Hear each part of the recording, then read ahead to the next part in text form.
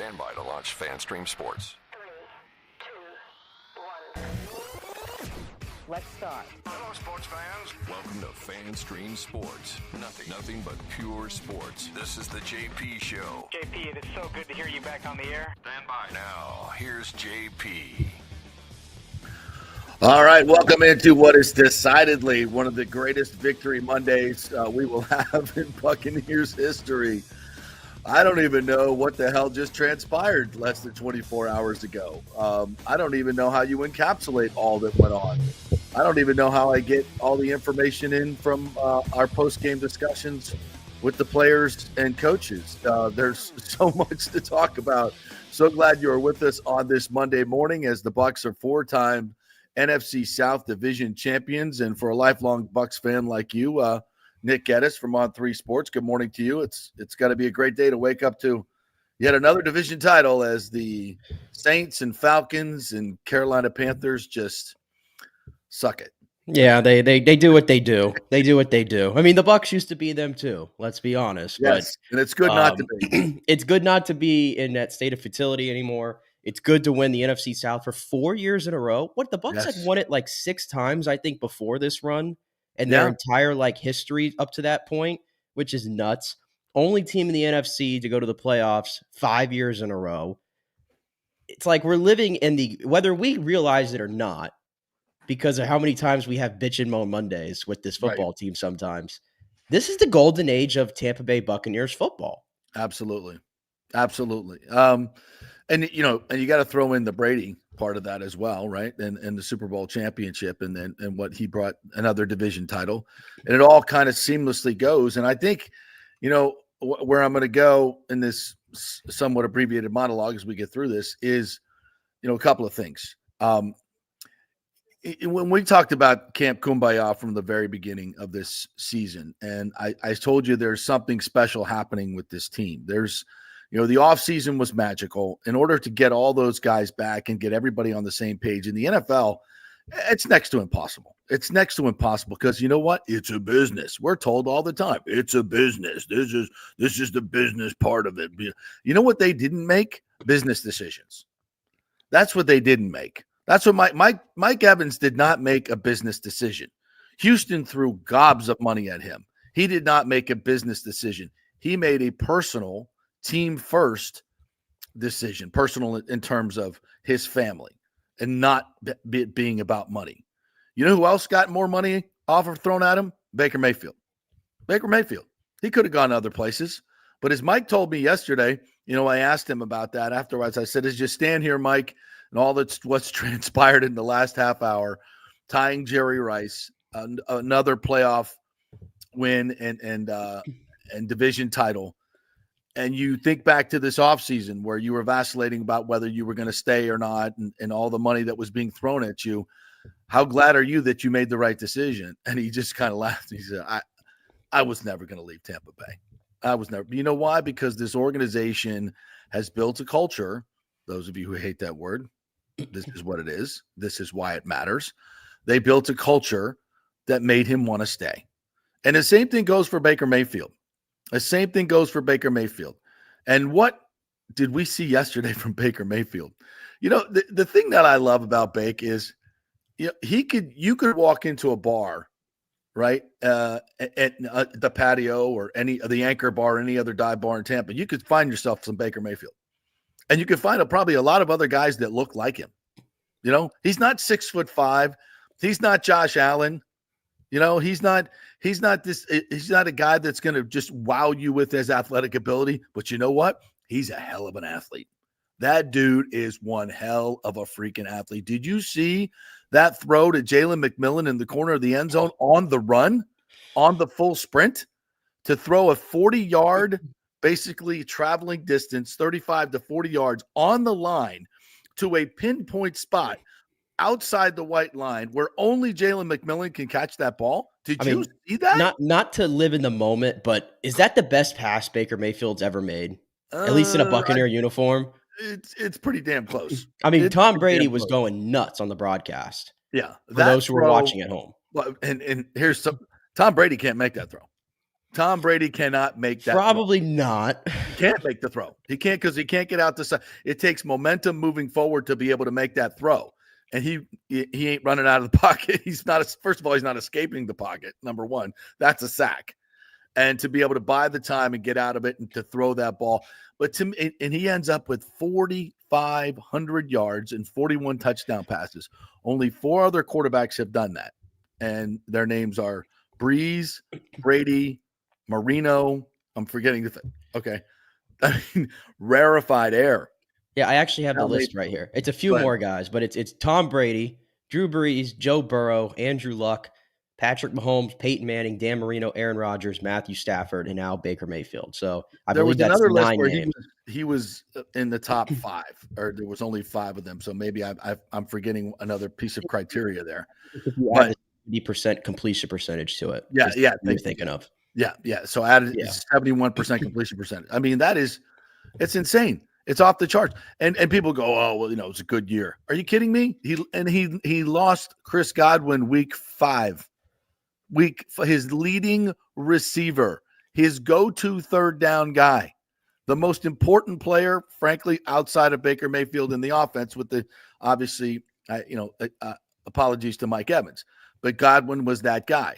Mike was the other guy, the big play guy, the complimentary guy, the guy that helped Godwin get open, all that stuff. So I'm not delineating between the two. The fact is, you lost your most exclusive target in the third down and red zone area.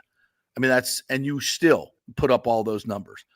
But it's back to this organization as a family and the culture that they've built that brought all these guys back, making Levante David want to come back. Hell, Shaq Barrett's on the couch. He just can't stand it. He's got to get back and be with his boys because it's such a great culture. And that's what won that game yesterday. They were getting their ass handed to them at halftime, bro. 188-44. In yards, I think it was, on 182-44. Time of possession was 18 minutes to 5 minutes. I mean, it was unbelievable how lopsided it was. And yet you're saying to yourself, you know what? They're not out of this game. At least I was. I was like, they're going to come back and win this game. I don't know how. I don't know which way, but they're going to come back and win this game. And once again, the defense holds the other team to 3 points in the second half. They've given up 9 points total in the second half in their last 5 games. I mean, as bad as this defense is in the first half, and it was bad. It was right. Rattler, no Chris Olave. Dante Pettis scoring touchdowns in 2025. Wide open Dante Pettis. I mean, you just allow him to go right down the field before the half, and I'm just dumbfounded. I'm like, how bad are we? Spencer Rattler was not touched, and I mean not touched. And then by some miracle in the second half, Bowles and the boys figure it out and they shut him down. And then offensively, you just continue to make big play after big play. This is what I'm telling you, folks, is not normal. 3rd and 14, and Baker Mayfield's running out of there for 27 yards. And let me tell you, I don't know how fast he was going. I want to see him clocked, but that he was moving pretty damn good. And he was not thinking about sliding at any moment during these runs. I mean, Baker yesterday, I don't think he slid once. I think he actually slid once, and he actually got popped pretty good. Yeah, that's what brought on the brouhaha, which really kind of sparked the team, kind of gave him some life and gave him some energy early in the third quarter. So that was actually turned out to be good. And it was a late slide too, to be honest. But his resiliency and the way he just does not flinch.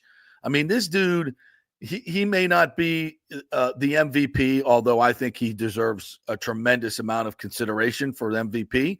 If you watched every game and watched how he bailed the Bucs out time and time again in big throws, dude, the 3rd and 16 run off the charts, the 3rd and 6 run off the charts, the throw to Jaylen McMillan on 4th and 8. Are you effing kidding me?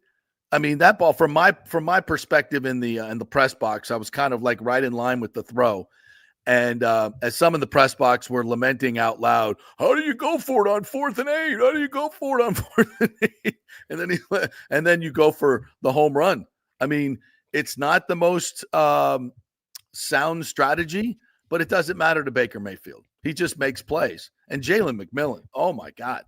Yeah, I was lamenting, back when he was doing absolutely nothing. And we watched him in practice and we hear Mike Evans talk about him. And we're all just like, what like he just couldn't make a combat catch. He was getting out physical. And something clicked for this dude, man. Something clicked for this guy. The last 5 games, 24 receptions, 316 yards, and 7 touchdowns. 7 Yeah. And for context, he finished the season with 461 yards and 8 touchdowns. So, like, almost all his production this season came in these last 5 games. Yeah. And I remember we were having these talks, like, I think maybe around the Carolina game or something like that, or the Giants game. It was like Jaylen McMillan looks like he has no clue out there. Like, that's what it looked like. Like, he just he didn't have a clue. And I don't know, he flipped a switch or something. And my goodness, what a big lift he was for the Bucs. I mean, this guy is going to be a real player in the NFL for years to come, and he already is right now. Yes. And it's like, we got to get through this season, of course, but the idea of like getting Godwin back and having all 3 of these guys on the field at the same time, I mean, couple that in with the Cade Otton that we saw this year before he got hurt. Devin Culp all of a sudden looks like a real player too. Yes. Like, this offense has staying power for years to come. But for right now, to me, they just capped off what I will continue to say. I think it's the best offense in the history of the Buccaneers. I think the numbers bear that out. They finished as the number 3 total offense in all of football, which is just crazy. Nobody thought, and I mean nobody probably thought Baker Mayfield could ever throw for 40 touchdowns and 4,500 yards with a 71% completion percent passing in the same season. And yet he did it. And he got snubbed from the Pro Bowl. And you know what? Good. Yeah. I'm glad he got snubbed from the Pro Bowl, because he's the kind of guy that probably takes that stuff to heart and he raises his level of play. By the way, the guy who made it over him, did you see him last night on Sunday Night Football? Who's that? Mr. Sam Darnold. Did you see that? Did you see that against the depleted Lions bunch? Not too good. Not too good. When he got a little pressure, it kind of wilted. And that's the thing about Baker. When he gets pressure, he thrives. He thrives. He figures it out. He escapes. I was talking to Cody Mock about that after the game. I did about a 4-minute interview with him, which I'm going to put up on social today. But basically, I asked him about that. I said, what's it like playing with Baker? And he's just like, man, he constantly energizes us. He constantly is going. And he's like, he's a badass. He just, we know that he's going to make a play. And listen, I've seen and covered teams when you have a quarterback where you just know, he ain't the guy. And we ain't, he's not going to get it done in crunch time. Yeah, we've seen plenty of them come through. And it affects the team 24/7. But when you have the opposite, when you have a guy who is a gamer, who has the ability and shows it time and time again that he can bring you back, and you're never out of a game. But here's the oddest stat of all from yesterday. Yes, going into yesterday's game, Baker Mayfield was 0-43 when he was 10 points down. Wow. Now, part of that 0-43. 0-43. Now, part of that is being on a terrible team, and that's 10 or more points. So, most of the time he was down 30, being on a terrible team. So, you got to kind of take this in context. But the bottom line is he'd never come back from 10 points down, and he did it yesterday.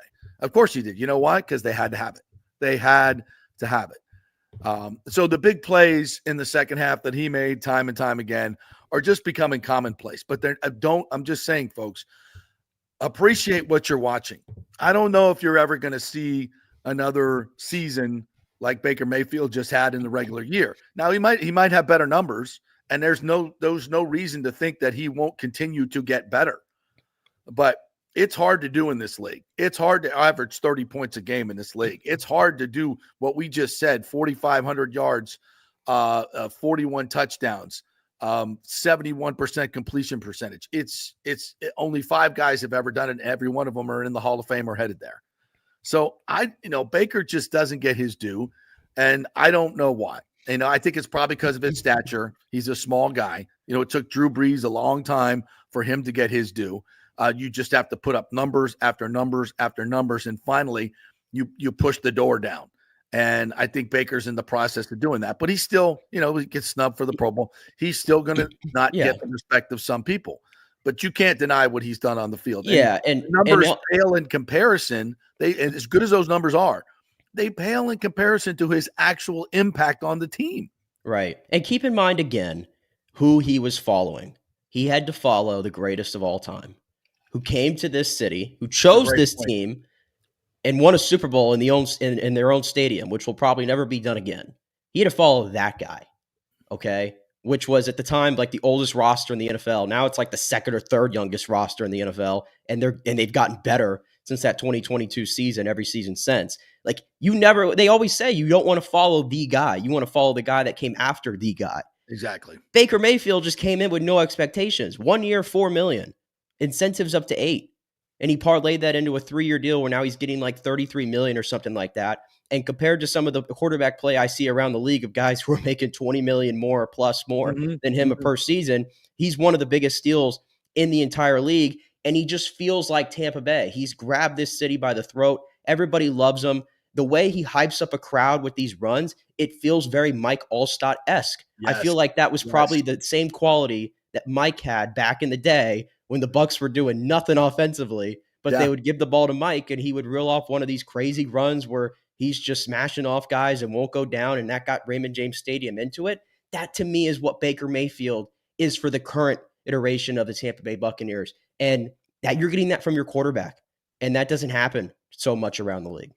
Yeah, we need to find a sound effect for Baker runs. Like, I don't know what it is, man. You guys can help me with something. We had the A-Train whistle. That was an obvious one, right? I don't know what you do for Baker. You fire the cannons. Are we allowed to fire cannons? Because that, if we can't do finger guns, then are we allowed to fire the cannons? I tell you what, that made the Jaylen McMillan, that made the throw and the catch by McMillan, ball don't lie. The karma. I don't know what we were doing. It felt like over the TV, I've never heard Raymond James Stadium boo in unison like they were for 5 consecutive minutes. When they were trying to say that was going to be first and goal from the 24, the ref didn't even know their own rule. They brought Blandino on the broadcast and he's like, I don't know what they're doing here. It's obvious it should be 1st and 10, not 1st and goal. I mean, that whole ordeal, they shouldn't have. McMillan's been doing that all year. Yeah. I believe never got called for it once. By the way, it's not finger guns. It's his first down. I don't know. It's the NFL's. You know what they are, but let me just spend a moment on this, if I might. Your stupid ass woke virtue signaling is going to do nothing to stop gun violence. Nothing. Zero. It's dumb. It's stupid. Yes, we're firing the cannons. And by the way, if you go look at the NFL official Twitter account, they show the Jaylen McMillan play. And you know when they cut it off? The 12 seconds of editing after he does his, quote, finger guns. So you're actually using his celebration to promote your league. But you're calling a 15-yard penalty on it. And the fact that he told me he has a broken finger, and that's why I didn't even know that. Did you know that? Jaylen McMillan is playing with a broken finger. Yes. He told me that after the game when I asked him about the tape. He said, yeah, I have a broken finger. That's why my fingers are taped up, and that's why it looked like, quote, finger guns. Stupidest thing ever. I asked Todd Bowles, I said, did you argue the point? And he's like, well, once they say finger guns, it's done. I would have been you wouldn't have been able to get me off the field. you would have had to restrain me. I mean, it's the dumbest. In that moment, you're going to make that call, that subjective call. In that moment, you're going to infer that that's somehow finger guns and not a bow and arrow. Maybe it was a crossbow. Maybe it was a bow and arrow. So is that allowed? I don't know. Could it have been a squirt gun? Those pump guns. Could it be that? Is that? I don't know. I mean, Beyonce was imitating. Exactly sure Beyonce on Christmas Day on Netflix was doing the gun celebration. Oh my God! Did they? I don't know. Why did they not cut the feed right there, bro? Why did they not cut the feed right there? I mean, it is the dumbest thing I've ever seen. Listen, if you don't want that in your game, circulate a memo and tell the players not to do it. It should not be a penalty. And to call it in that moment, can you imagine? And this is very doable. And the reason there was confusion going on in my mind was they're getting calls from New York because they're connected to the New York and the brass. And there's probably an argument going on between some woke idiot who made up the rule. It's like, oh, no, you've got to enforce this in this particular month. This is the moment that we have to have it enforced because it's really going to have an impact. And I'm like, and somebody else is going, no, this is going to cost them the championship of the NFC South. This is the dumbest thing we've ever done in our lives. But no, you can't refer to, oh my God, is the gun saying, oh my God, somebody's going to die. I mean, it's just the dumbest shit ever. I can't even, and if you stick to that call 1st and 25, then you screw up the call because you're so flustered of what you just have done. And there's arguments probably going on over the headset of what should we even call the penalty? Should we pick up the flag? He should have come on the mic and said, all right, this was the dumbest shit ever. I don't know who came up with this idea, but we're not going to make this call in this particular moment because it's an effing football game. And everything is on the line. These guys have worked for their entire lives to get to this moment. And it's for us to make some stupid inference on some dumb virtue signaling penalty that we're going to make has to be the dumbest crap that we've ever thought of in the NFL. And damn, we've thought of some really stupid shit. So this could be the worst. First down, Bucs at the 8. Let's get going with some football. That's what he should have done. Yeah, and I even think like Vita Vea, I think, did it too earlier this year when he like got a sack and then he went on the ground and did something similar. And he didn't get called for a penalty, but then later he gets fined like almost his entire game check over it, which is just, it's ridiculous. What are we doing? It's nonsense, but it is what it is. But again, the fact that the play after that he throws an absolute seed to McMillan, to me, it's like the Bucs got lucky. The NFL's lucky they scored there, because if that would have and could have very easily cost them the game, and then of course, the Falcon later on, so it wouldn't have mattered. But if that would have ended up costing them a division championship, costing Mike $3 million, because that stuff probably never happens either, costing Baker 2.5 in his incentives, costing everybody else, costing all of this carnage because of that stupid shit. Could have cost Todd Bowles' job. Exactly. It could have caused a lot of ripple effects from that call. No, absolutely. 100%. Because of that stupid call. Are you freaking kidding me? The NFL's lucky that Baker Mayfield and Jaylen McMillan are so effing good, because that just took all the talk away. Because first and goal from the 25, chances are you're not scoring. No. Chances are you're not scoring. And who knows where the game goes after that. So I couldn't believe what I was watching. I could not believe what I was watching. Like, you got to, in that moment, you're going to make that call? Are you out of your effing mind? All right, that's enough. I want to move back to the more positive things. The play that Baker makes to Bucky Irving for the touchdown. And by the way, let's debate this a little bit. There are a lot of people saying Bucky should have gone down at the 1 in a 1-point game. No, someone explain, absolutely not, or gone down at the 6, so we make sure Mike gets the record. We'll talk about the record thing in just a little bit, but I don't get that.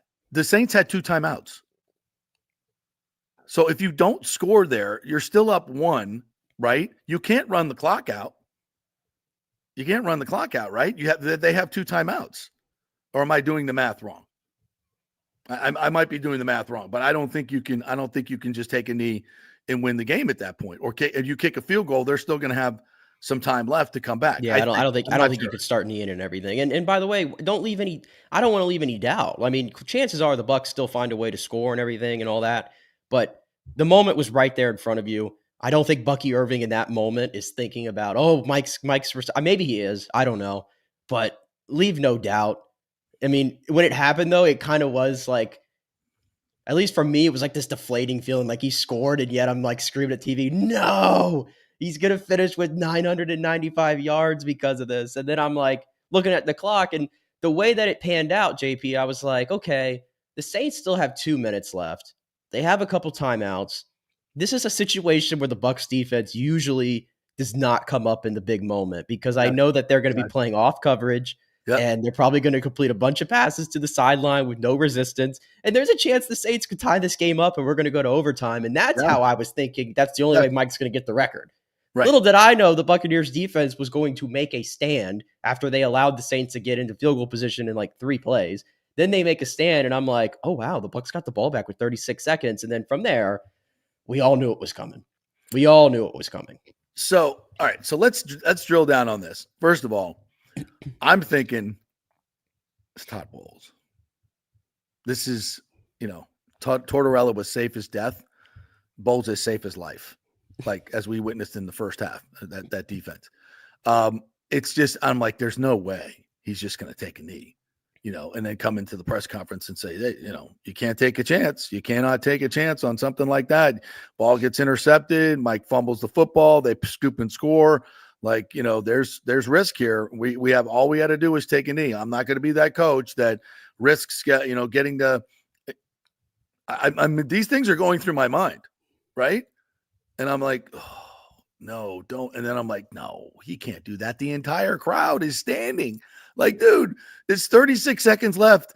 The play is taking knee, and the entire crowd is standing on their feet. And as soon as they got the ball back, I saw Mike grab his helmet. I said, okay, good. All right, good. He's going back out there. And I'm like, all right, now they're not going to take a knee, right? What play are they going to run here? And then I'm thinking to myself, oh my God, the Saints are going to take their nose tackle and line them up over, because it doesn't matter. You're going to take off and run the other way, right? They're going to take the nose tackle out there, surround him by 5 defensive backs, and Mike Evans is not even going to get off the line. That's what the Saints are going to do. I'm not joking here. If you go, why not put 4 guys over there in jam position and he never gets off the line, right? You could have done that. You could have, if you're the Saints, you could have done that. It's like, oh, you're going to try to get the record? Not on us. Watch, right? But they didn't. They didn't do that. And you know what? High marks to them. As I ripped them a lot for being a cheesy, cheap organization. But to Rizzy and the whole group there, they played it straight up. They played it straight up.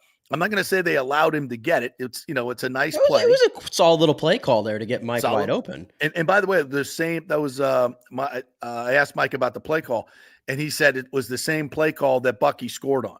Now, obviously, that was improvisation by Baker getting out of the pocket. And, we were all looking for Mike, and I think Mike was open on the play, but Baker didn't make the throw for whatever reason. And then, he kicks it out to Bucky, who goes and scores. Now, by the way, another great improvisation play. I mean, that's the game-winning touchdown. Are you kidding me? But back to Mike. So they go out and they line up, and then they take a timeout. And I'm like, what are we doing? Is he rethinking this? That's what I thought too. I'm like, they're not going to run a play. What are we doing? Like, he's not going to do this. And this is giving, I'm like, oh, now you've given the Saints time to think it through.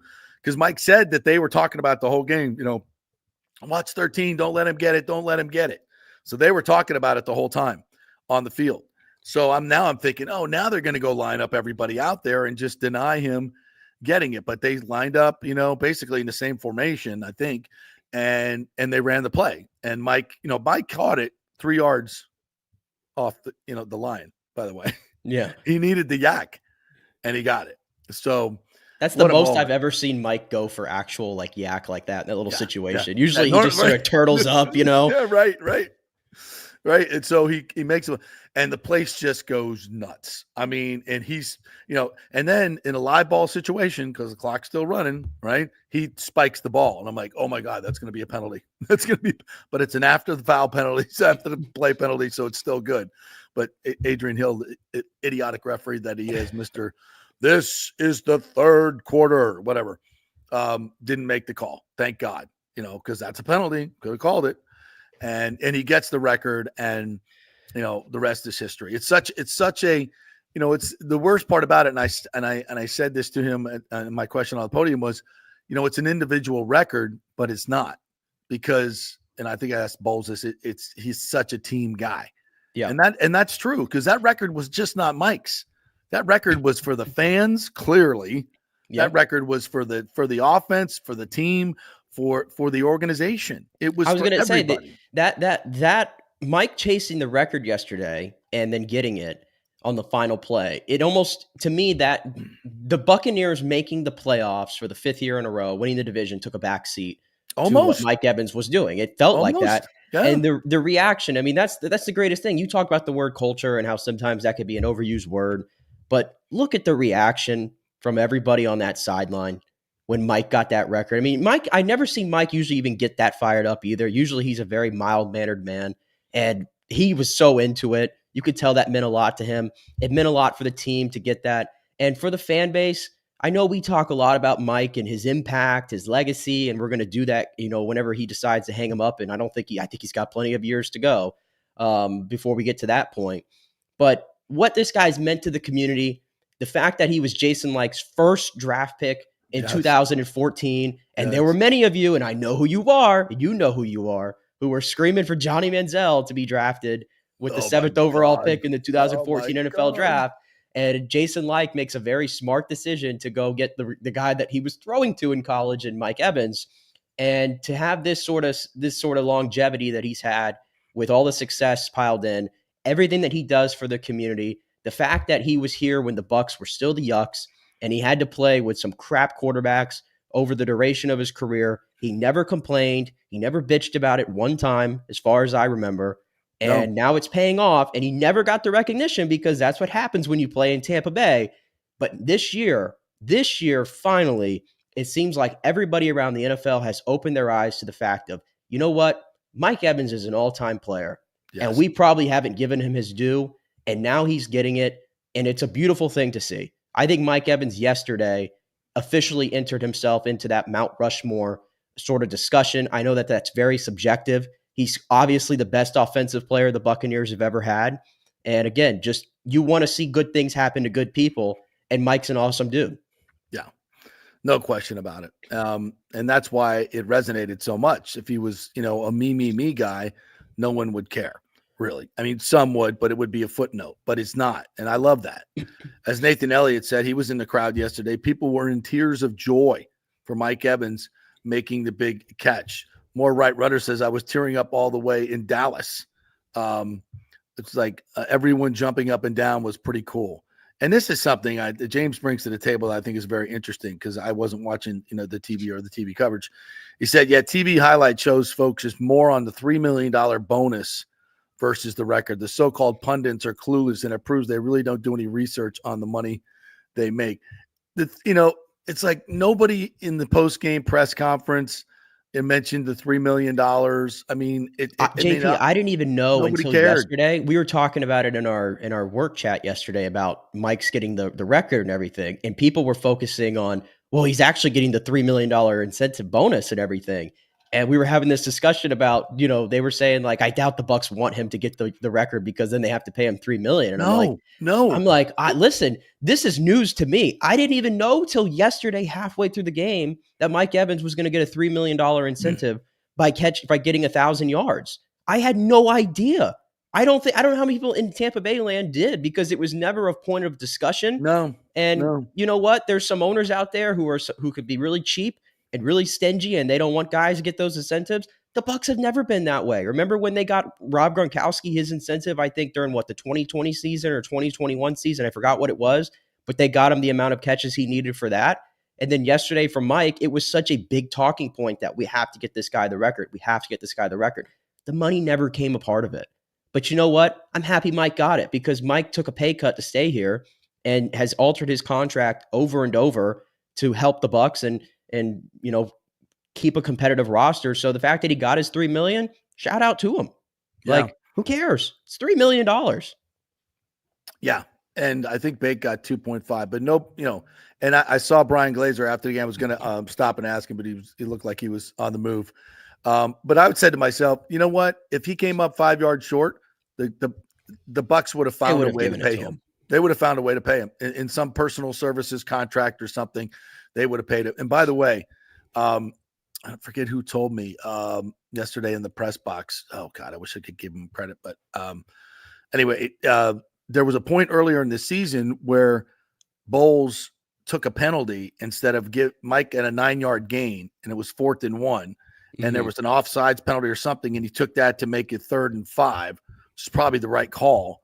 But or something to that effect, and that would have been the difference if he would have came up 5 yards short, because that had to come off the Bucs. We could have saved all the theatrics of the drama. I think in the third quarter, or maybe it was the early fourth quarter, when Mike did. I think he was on like a slot fade or something, and he had like 2 or 3 steps on the corner, and Baker threw it to the sideline. Yeah, and Mike has a chance to go for 6 on that play if the ball hits him in stride. That's a 50-yard.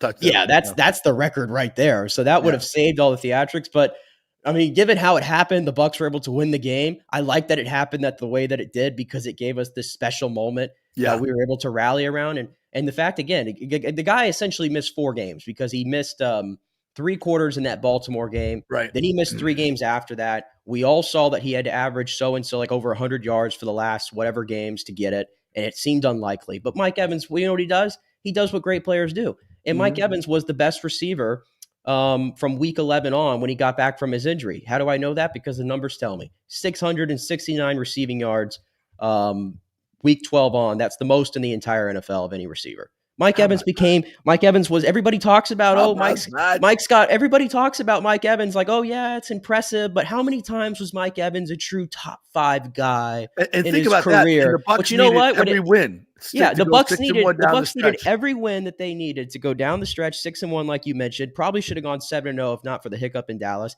They needed Mike Evans to play at his best, and he was the best receiver in football for the final 7 weeks of the season. So for all of you that try to tell me that he was never a top 5 guy in his career, you can shove it, because here in age 31, coming off an injury, he was for the final 7 weeks of the season. By the numbers. Bucs needed every single one of them. They needed every single one of them.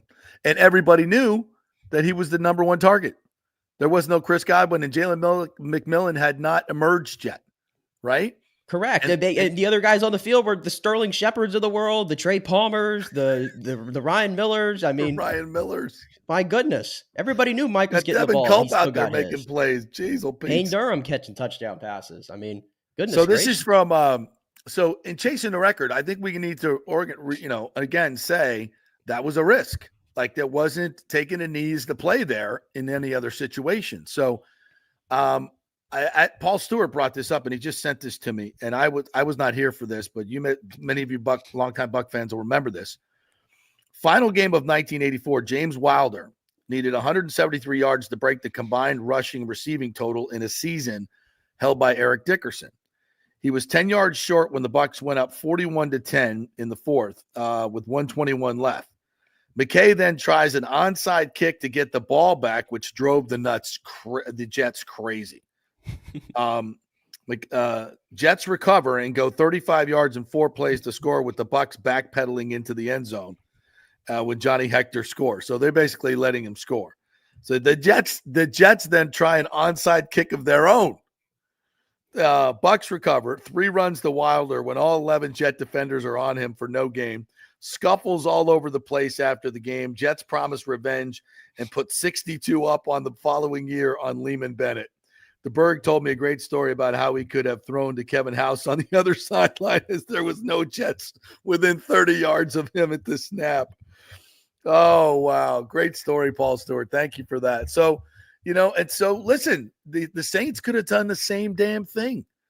And I was personally shocked that they did not. They just played it straight up. It's not like they gave him the record. He earned it, but, straight up. So a little tip of the cap to the Saints. A tip of the cap to the Saints, I guess. But, I'm pretty happy that, it came against the Saints. And, of course, because of this, I have to put this tweet up here, which I'm sure all of y'all saw after the game here. Jason Like, Jason Like remembers everything. Oh, he keeps. He ain't forgot anything, and we didn't forget about this.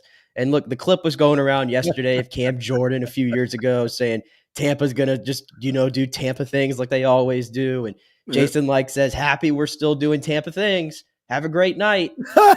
Have a great night, and enjoy your vacation in Cabo with the Atlanta Falcons and the Carolina Panthers and everybody else in the league that's now turning their attention to the NFL draft.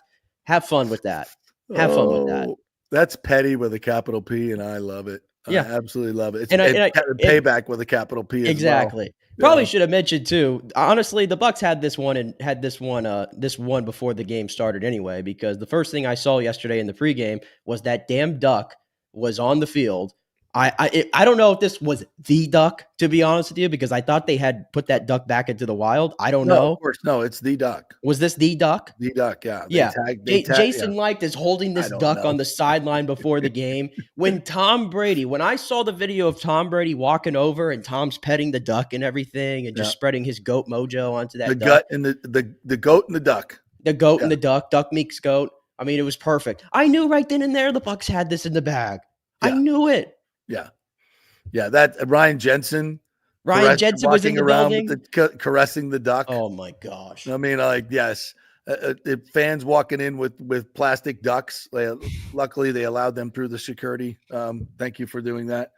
I mean, it's just it was such a magical day. And by the way, it was sunny and 69 degrees. Oh, it was most beautiful day of the year. It was so perfect. It was so perfect. And then the Bucs go and yuck it up in the first half.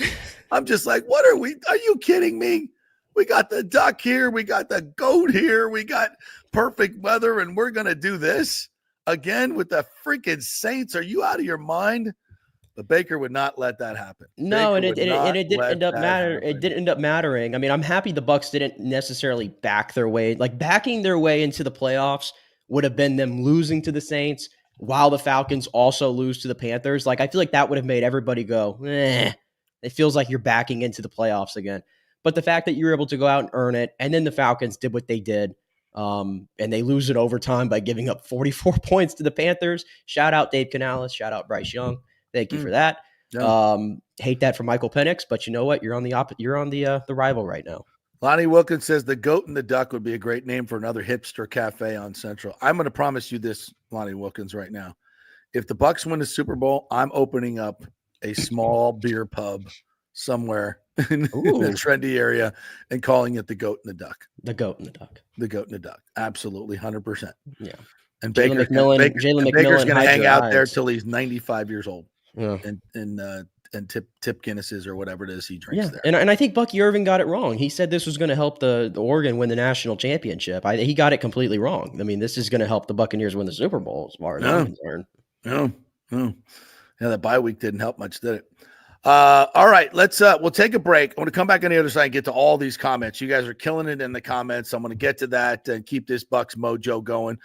We got some sound as well. We're going to hear from Baker. We're going to hear from Mike Evans. I'm just trying to get the Cody Mock conversation there as well. If not, we'll do that tomorrow.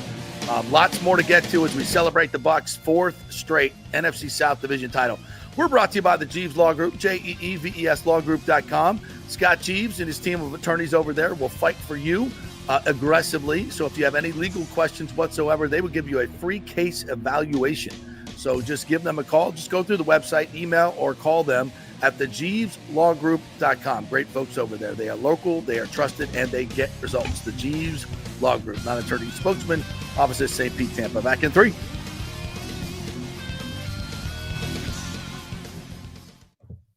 Hey, it's football season, and we welcome back the Gator Report every Monday and Friday, sponsored by the Jeeves Law Group, JEEVES Lawgroup.com. Just go to the website.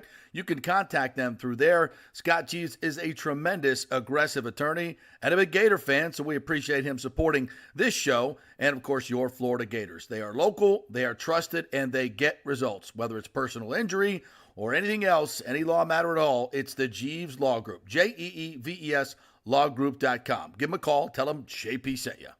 So many of our Tampa Bay neighbors are finding out the hard way from Hurricane Helene that homeowners insurance does not cover flood damage. You must have flood insurance. It's a separate policy. Immediately call Italiano Insurance at 813-877-7799, and they will shop around to find the best policy before rates go up. Lock it in. Over 60% are underinsured in Florida, or you're not getting your discounts that you're entitled to. So do an insurance checkup at Italiano, and they could save you thousands of dollars. Italiano will make sure you're with a highly rated insurer, so there are no surprises in your time of need. Our hearts go out to all our neighbors devastated by Helene. These are the times we're proud to protect all the pieces of your life.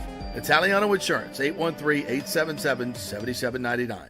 Old Hurricane Helene put a hurting on Tampa Bay, and for many of you, the rebuild will be a long process. You must beware of unscrupulous contractors offering up quick fixes for incredible prices.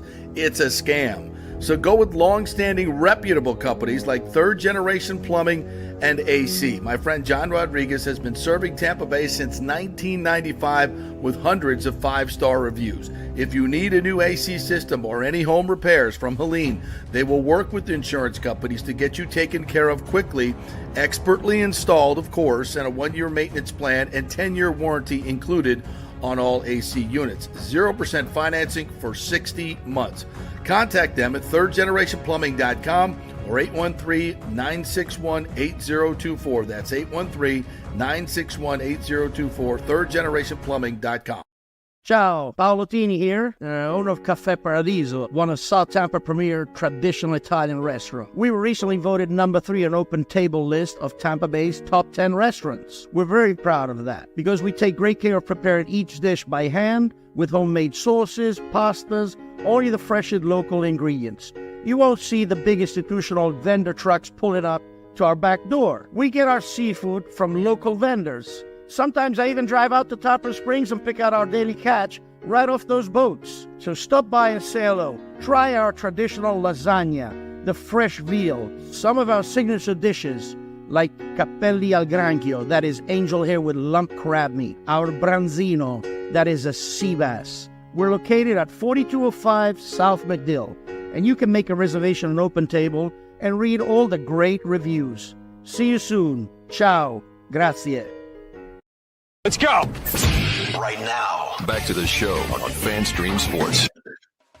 All right, welcome back to the JP Peterson Show here on Victory Monday as the Bucs. We have not mentioned this. Excuse me, got a little pop working. They will play the Commanders, 8 o'clock, Sunday Night Football. Prime time. Oh. Uh-oh. Uh-oh. Is it sad that would you like to give us the numbers on prime time? I think they've lost 6 straight games in prime time. The Buccaneers have under Todd Bowles. 0-4 this year. 0-4 this year, 6 total. When it was announced that it was a night game standalone on NBC, I was like, oh boy. And I was a little shocked that the NFL would put it's Tampa Bay. I mean, the Bucs never are gonna. I was surprised given the other matchups, especially like Green Bay and Philly or something like that.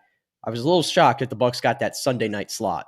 Well, it's probably because those other teams bring the fans whenever they play, right? Whenever they play, they're gonna get the number.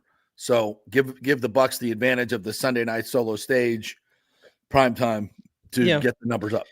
Yeah, and to be fair, listen, this is the playoffs. I mean, every game is really in prime time, and the Buccaneers last year they played a night game against the Philadelphia Eagles, and it was an absolute drubbing of the Eagles. So, I mean, that's welcome to the playoffs. The Bucs are no stranger to it. Yeah, so they'll be. I think it's more, if you go look back at all those games, there's a lot more reasons for them to. The Cowboys game was weird. Like, that should not have happened. And the Bucs were tight. There's no question about it. They were tight yesterday to start the game. And that's the one thing that's just weird about this Bucs team is when it's in a big game moment where everybody's watching or something's on the line, they just come out really tight. Yeah. And, you can get away with that against New Orleans Saints. You can get away with that against Carolina Panthers and some other teams. But now we're going to see. I mean, you can't afford to just play no defense for 2 quarters straight and have your offense take a while to get going as well and try to save you the game. I mean, the Buccaneers, up until yesterday, the Buccaneers this season were 0-6 when not scoring first. They were able to snap that this year. But that just highlights how important it is for this Buccaneer team to get out in front early. So, by the way, we're brought to you by the great folks at the Gold and Diamond Source. Their after holiday sale is going on right now. 50% off everything in the store. Oh my God, 50% off everything in the store. Already low prices. So they want to get rid of this inventory, bring in new stuff. You're the beneficiary of that. So go to the Gold and Diamond Source, get 50% off everything in the freaking store, and 0% financing as well. So if you don't have the money right now, you can still pick up that great ring. Pop the question for 2025 and get all those savings. So head on over to the Gold and Diamond Source, 3800 Olmerton Road, always online at thegoldendiamondsource.com. And obviously this is going to be a very different game than week 1. The Commanders are a different team. The Bucs are a different team. So, but you can't go out there in the first half and give these teams leads and think you're going to come back against the better teams. It does not happen. Even against the Cowboys, you just came up short. So the question is, if you're making these halftime adjustments, like, why can't you make the adjustments quicker in the first half or start the game with a better game plan? I do not know. And it's part of the reason why, like, we're having fun today and everything, and I want to keep it as positive as possible, but now we have to turn the page to the playoffs. Right. And I think everybody will tell you I think everybody will tell you that we trust this offense tremendously to do anything to bail this team out when they need to. They've been consistent. Man, that defense, and of course, obviously Jordan Whitehead. I mean, Jordan Whitehead honestly was not playing well this year to begin with, but then obviously he gets involved in a car accident, which was a scary situation. Don't know the extent of his injuries, but obviously it's enough that he will not play again this season probably. So you're I think once again mentioned the other person that was involved in the accident is still in the hospital and has serious injuries. I think I'm not sure about that, but so yeah, it was a serious thing. Yeah. And, so I mean, you're watching Josh Hayes out there playing. I mean, that scares me if I have to have Josh Hayes out there in a playoff game taking meaningful snaps, or if it's Ryan Neal or whoever. They need Antoine Winfield Jr. back. I'm sure he's probably going to play in this game, to be honest with you. He practiced last week. Even if he's not 100%. Yeah, if it was a playoff game, he probably would have played. So, I mean, the Bucs, they're going to have to get takeaways. I mean, the Bucs takeaways have been hard to come by. I think the Bucs have like 7 interceptions this year, which is crazy. Even yesterday, in moments in that first half, there's certain plays that I feel like were there to be made on the ball, and Zion just can't buy one right now. I mean, nobody can. So, did you see the one with Mike Edwards? Yes. Oh. So basically, Spencer Rattler throws a jump ball because he's trying to just throw it away. And Mike Edwards is back there. He's got plenty of time to get under the ball. And so he takes 2 steps back and goes to jump. And as he jumps, both of his calves cramp at the same. So I could tell because he got no lift. It was like a nothing. It's like instead of jumping, he fell backwards. And then he was on the ground with cramps. So I'm guessing that when he went, have you ever done that? When you go to jump and you cramp up and you just flinch, you can't jump. And so he got no lift and the ball just goes right off his hands. I'm like, are you kidding me? We cramp up right at the moment of interception and we can't get the freaking interception. It's like, Jesus, so unlucky. All right, let's get to some of the comments here. James is still bitching. Says Liam needs to run the ball versus Washington. I agree with you. Atlanta ran all over them, and they are not a good run-stopping D. So Liam needs to stop being cute with play calls. Let's tap the brakes on Liam. He still has much to learn. I ain't tapping the brakes on shit, Jim. I mean, there are certain – every call is not going to be perfect. No, right? I mean, there is certain times, though. There are certain times where it feels like they have opportunities to just run it down a team's throat. Because it is, they're obviously one of the best teams in the league at doing it. And sometimes they get a little pass happy. Like yesterday, I think they started the game with 10 passes and two runs, which was a little bit of it. But I think they were I think Mike was on the mind maybe of Leon at that time. And especially they ended up the first quarter, they had no completions to Mike. And I'm sure everybody was starting to get concerned. So, I would lean on that ground game 100%. And as you saw yesterday, Rashad White only got 17 snaps yesterday. It was the Bucky Irving show. Yeah.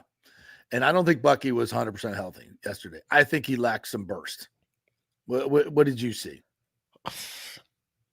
Maybe, but he still ended up with over 100 all-purpose yards. He looked just fine on the play at the end where he had to beat the linebacker to the pylon.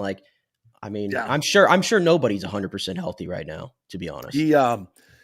He was constantly stretching, doing that hurdle stretch in the yoga move in the huddle, in between breaks. You wouldn't have seen it, but he was constantly doing that. I don't know.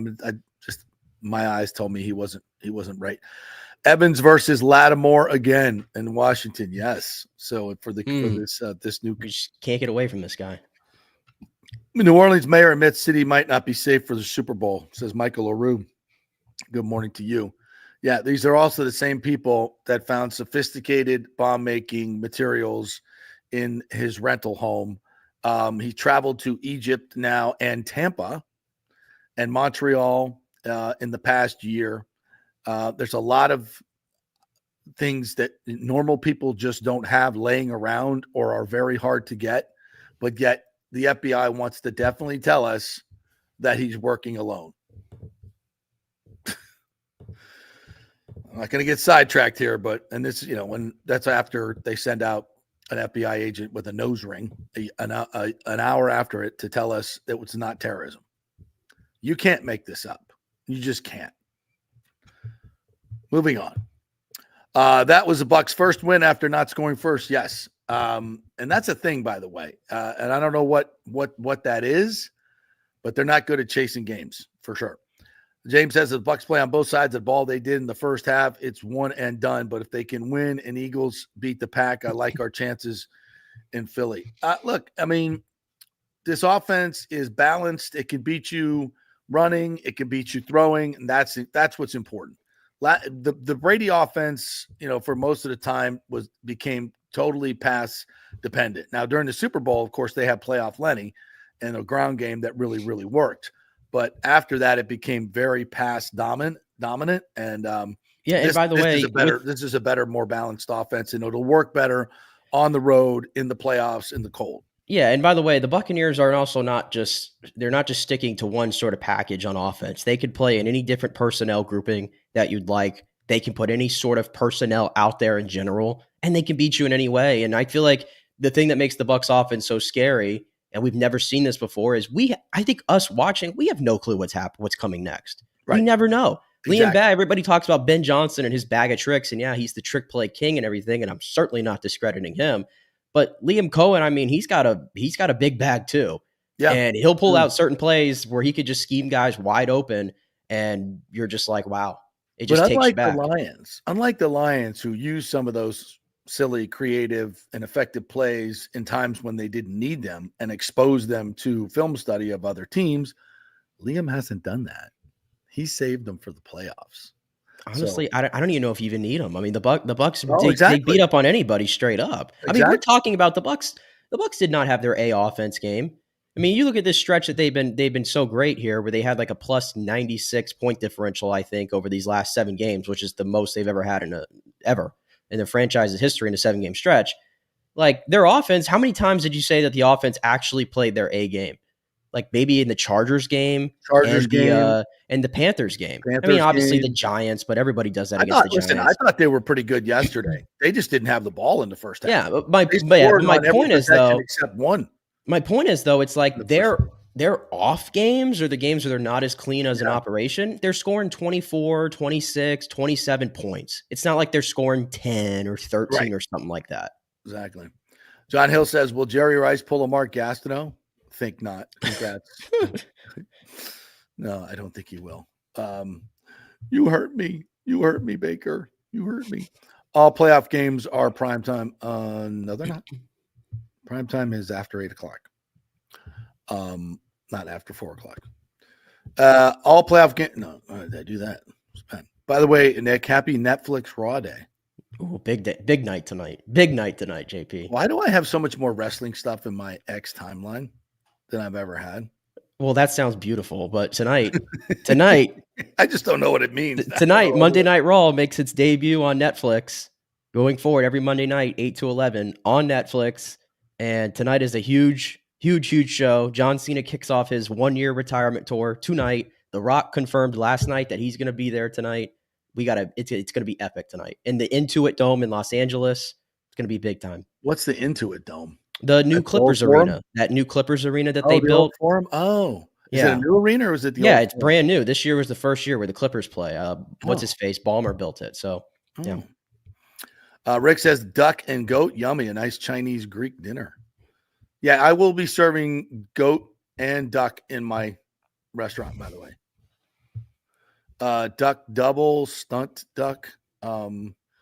I think it was the actual duck. I think they took great care to make sure that they took great care of the duck. Aints fans want a clean house. I was listening to Mike Neighbors yesterday. We'll get him on the show this week. Covered the Saints for a long time, and they love Darren Rizzi. I mean, they listen. They played hard yesterday. They did not quit. I don't know who else is out there. They've dealt with a lot of injuries, but I'd say he acquitted himself pretty good as an interim coach. But I don't know much about it. I don't know much about him.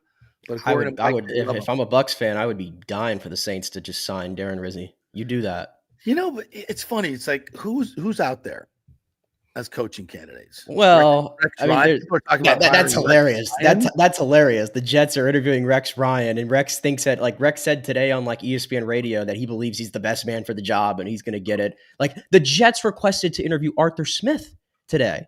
I mean, the Jets are just doing the most ridiculous things with this coaching search. But obviously, Ben Johnson's the big one out there. By the way, Ben Johnson said he told the Jets, "I'm not interviewing for you." Smart man. But Ben Johnson, obviously Liam Cohen's going to be highly sought after. Brian Flores, people think that he deserves another shot after what happened in Miami. I would tend to agree with you on that. Anthony Weaver, the Dolphins D's. I mean, there's a lot of names out there always, but Darren Rizzi, special teams guy, interim. I'd be pretty disappointed as a Saints fan if that was the hire. James says, yeah, but Falcons would have won in OT had the Bucs lost. They knew they were out when OT started. They didn't care at that point, but Panthers played great. Yeah, you don't know that. But yeah, I get your point. Paul Stewart says there's a pub near me in Devon, England called the Duck or the Dog and Duck. I don't doubt that. But the Duck and the Goat has a nice little ring to it. Well, we already have a bar out in Tampa on Beta Bay called the Dog. So why don't we could honestly just add and Duck on it, and we could have the same thing here. The Red Dog. The Dog, and to me it's the Dog. Mm-hmm. Yeah, the Red Dog. Well, you need a new one. It's the Start Duck fresh. and the Goat. Start fresh. I'm going to build it and get all the accoutrement that's needed. James says the Bucs were 0-6 this year when they did not score first. That's right. It's broken. The Goat and the Duck would be a great name for another. Yes, absolutely. This is true. Baker was the difference yesterday. I mean, there were a lot of heroes yesterday, but I think Baker's at the top of the list. Last place, NFC South Saints. That's right. Suck it, Saints. Mike appreciates Baker so much. He said, I could never be mad at Baker. You can't make every play. Media before they trash a player like Baker for a pick might want to rethink the rhetoric. Yeah, I mean, everybody wants perfection. It's impossible to do in the NFL. You're not going to make every play call perfect. You're not going to make every throw. You're not going to catch every ball. Yeah, this is something I think is lost. Also, no one on TV knew that Mike is the first to go 11 straight to start a career. Mike is alone, and that alone makes him a no-brainer for first ballot Hall of Famer. Yeah, I mean, I think he already owns the record. I think the record was 7 straight to start, 9 straight to start the season. He got that record. He tied Jerry for most consecutive, and Jerry also has 14 1,000-yard seasons in general. And Mike is at 11, so the only thing standing in front of him is Jerry. So can Mike do this for 3 or 4 more years? So that's going to be pretty ambitious, I think. But I mean, because Jerry was putting up 1,000 yards when he was 40 years old. I know, it's crazy. And Jerry ran a 4.6 at the combine or whatever they had back then. It's 4.6. How about that? Wouldn't even get drafted today with a 4.6. Right. Bucks Race Bolt says, nobody gives Levante David respect either.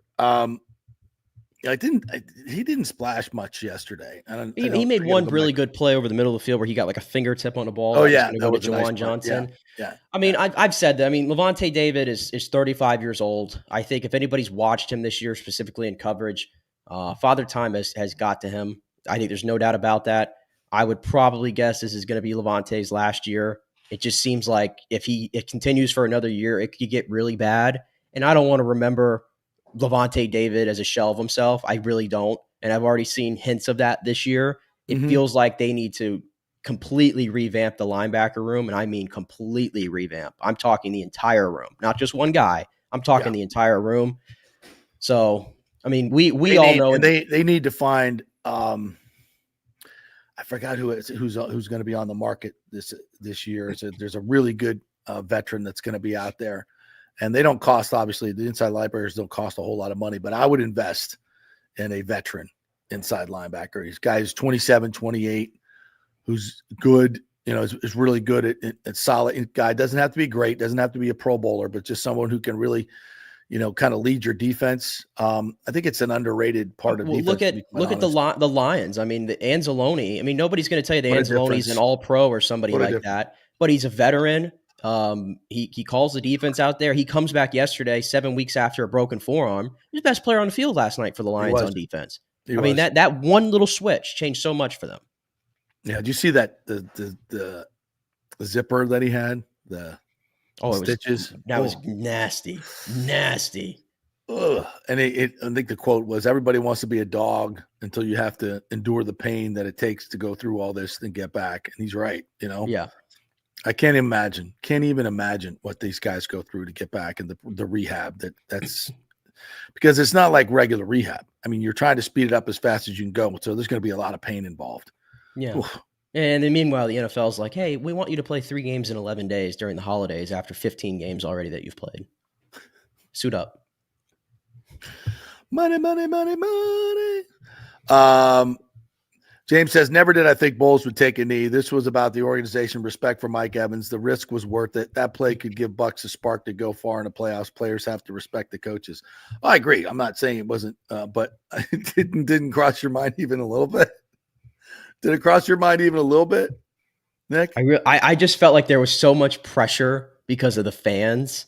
And I even think that I heard that they said that the Jumbotron immediately when the Bucs got the ball back, they immediately panned to Mike Evans and everything. I feel like there was so much like pressure for him to call a play there, for them to call a play. And if they wouldn't have done it, like would people have been booing? Could that have happened? Oh God, yes. You win the NFC South and people are booing. Yes. Oh yeah. Oh my God. There would have been a revolt in the stands. It may not have been booing, but it would have been just like the muttering, like, what did we just do? Like, are you serious? Like what? And then he would have, I mean, am I completely bonkers here? I mean, I'm glad he didn't, but it crossed my mind. Because you're taking a risk. If Tom declines meaningless penalty last week, that negates a 10-yard catch by Mike. We don't need all the drama. That's true. I'm trying to remember the exact circumstances. It was explained to me, and it was a meaningless. Like I think he made the wrong decision. Like, and it cost Mike some yards there. Game On says they're calling out all kinds of player celebrations. The NFL makes a lot of stupid rules. I mean, what are we doing? Like, what are we doing? Like, I don't understand why there has to be a penalty. Okay? Fine, guys. Send a memo.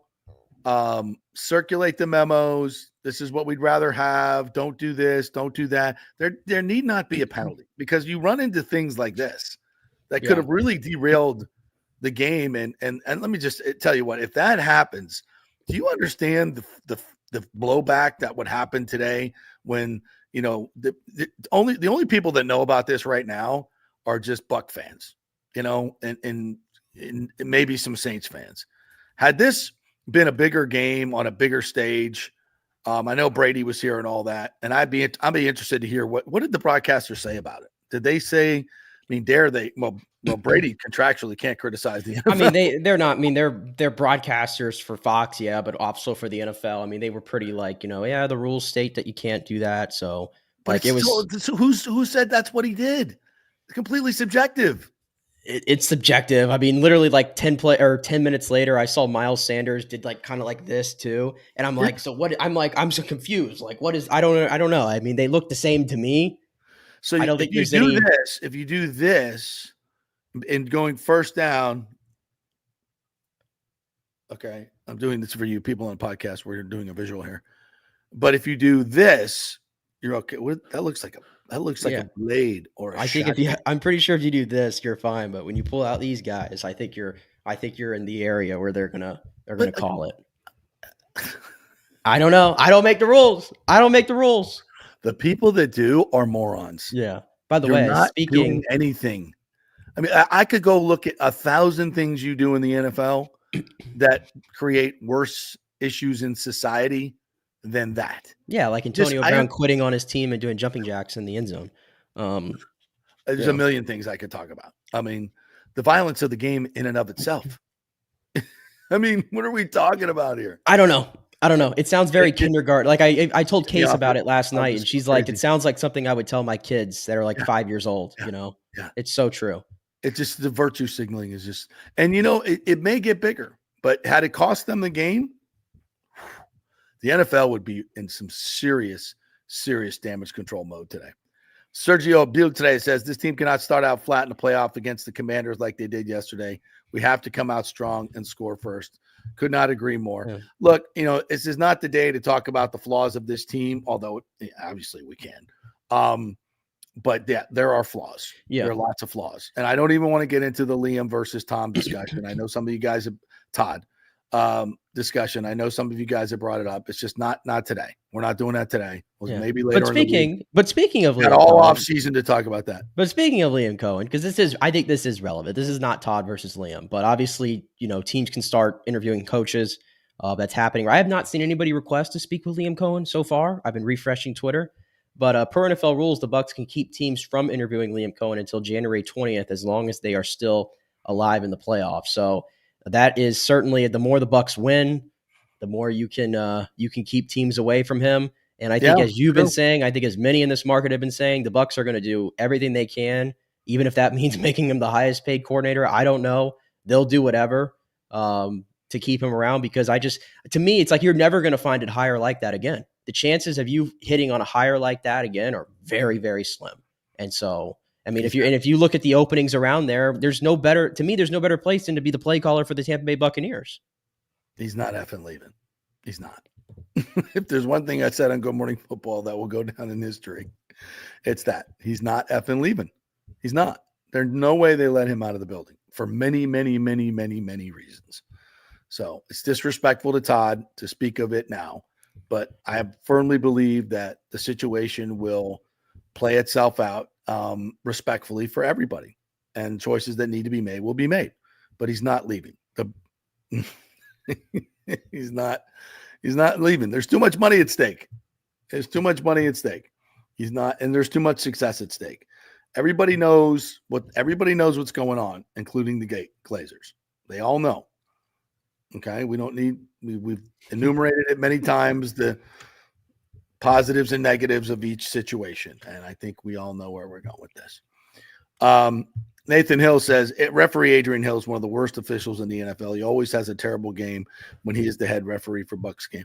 I'm going to say this. I haven't looked back at the broadcast except a little bit of the first half, but there were a lot of holding penalties yesterday. There was one on Gedeke for a false start where he was a fraction early. I've seen Chiefs tackles, stand next to Mahomes before the snap and not called for a false start.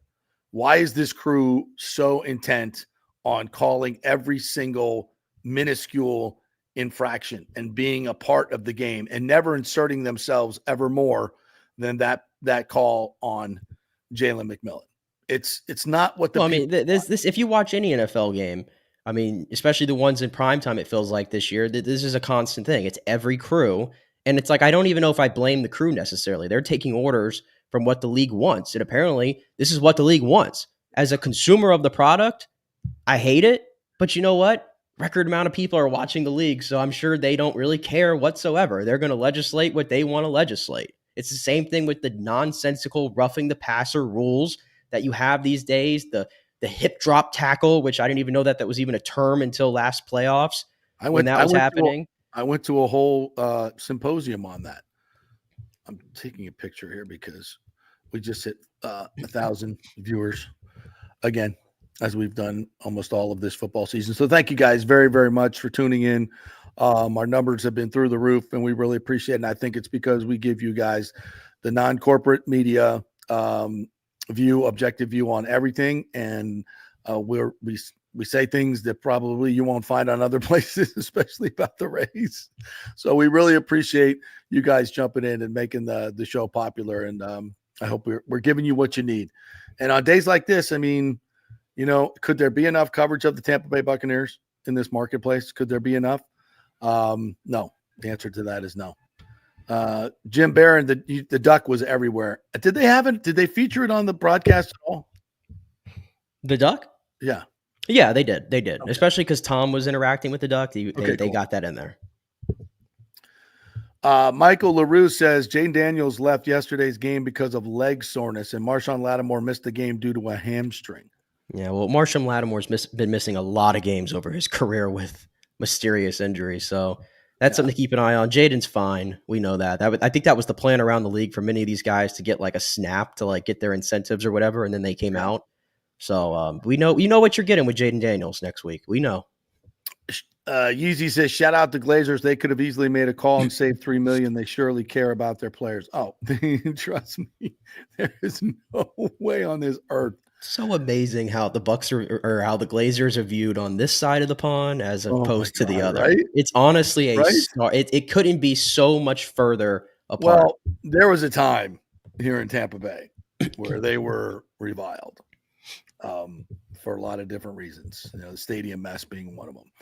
But they have more than adequately addressed their misgivings. I suppose when you're winning, I think everybody forgives everything. And, I think they learned along the way. I think they learned along the way what you can and cannot do. I mean, when you look at these, Brian, They were. I think they've been unfairly vilified for a very long time, and I think a lot of people see them as being brought up with a silver spoon, because of Malcolm, and that is anything but the truth. Malcolm was a very disciplined and he wasn't giving out. These kids had jobs their whole lives growing up. They worked hard. They learned the hard way. They are anything but silver spoon kids. And I think it just took them a while to realize, in a very high pressure situation, what the best way to be an owner is, and how to do it. But the biggest learned on the fly and created an incredible culture here and done everything. They're the best owners outside of Jeffrey Vinnick, in terms of how they handle themselves. A+. I think the biggest compliment I can give them, and I think it's important for us to give them their flowers today, because I think a lot of times we don't like to do that to owners because, they're billionaires and, they'll sleep at night regardless if they're getting criticism or not. But the Glazers, they brought in Jason Licht 11 years ago. And along the way, up until 2020, if they ever wanted to fire Jason Licht, I think they had plenty to go off of to support that decision. And they didn't. And they stayed the course with Jason. Jason, I think we'll continue to tell you, is a top 5 GM in all of football who doesn't get his due. They landed the big fish in Bruce Arians, which helped them land Tom Brady the year after. The Glazers have done everything possible to try to put a winning product on this field for the past decade. And the best compliment I can give them is they stay out of it. I don't ever hear about the Glazers. They don't do press conferences, really. They don't talk. Jerry Jones is talking before the game. He's talking during the game. He's talking after the game. He's supporting why he's a crappy GM because he bought the team 40 years ago, and that's what he's going to do. And he's stuck in his ways. And there's other owners like the Irsays of the world and the Dolphins owner, Stephen Ross. There's so many owners out there who just cannot get out of the way. The Glazers do that. And that's the biggest compliment I can give to them. Yeah, I agree tremendously. That is, and behind the scenes, they have done even more. And by the way, the 1,000-yard incentive for Mike, it was an easily earned one for him. He's done it every year. So it was a way to give him more money and not have it hit the salary cap immediately. So, the Glazers were never, they wanted to give him more money. They wanted to do these things. And Mike, of course, was, players have to agree to this. They could get on, and go, well, why do I have to get to 1,000 yards? Why don't you just give it to me? That's why this culture is so good. It's so good. And they've created a tremendous place where people want to stay, Liam Cohen, and don't want to go other places. And coaches are finally realizing it's always not, a greener pasture on that other side like it looks. It's Instagram. It's probably a filter. Hey, I have to make an important correction, and thanks to the folks at the Golden Diamond Source for hitting me up. It's up to 50% off selected items in the store at the Golden Diamond Source. I think I said everything. It's up to 50% off selected items in the store. Lots of them. So there's great bargains to be had at the Golden Diamond Source.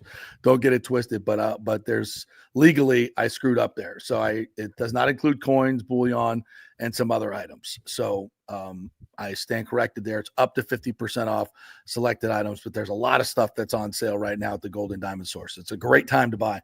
So you get that Christmas cash, right? Get some of those Visa gift cards. Now is the time to go over there to the Golden Diamond Source, get those steals. And as you would attest, Nick, great place to buy an engagement ring, right? The best Very easy process. The best in the business. And I've referred multiple people there who have done their shopping. So the best in the business. So I apologize for misstating that. It's up to 50% off, not everything in the store. So still get your ass over to the Golden Diamond Source. All right, let's take a quick break. We'll come back. We'll get to some more items around the NFL, college football, the Bolts. Rough road trip from the Bolts. I don't know what's going on there, but they'll be home. Hopefully they can right the ship.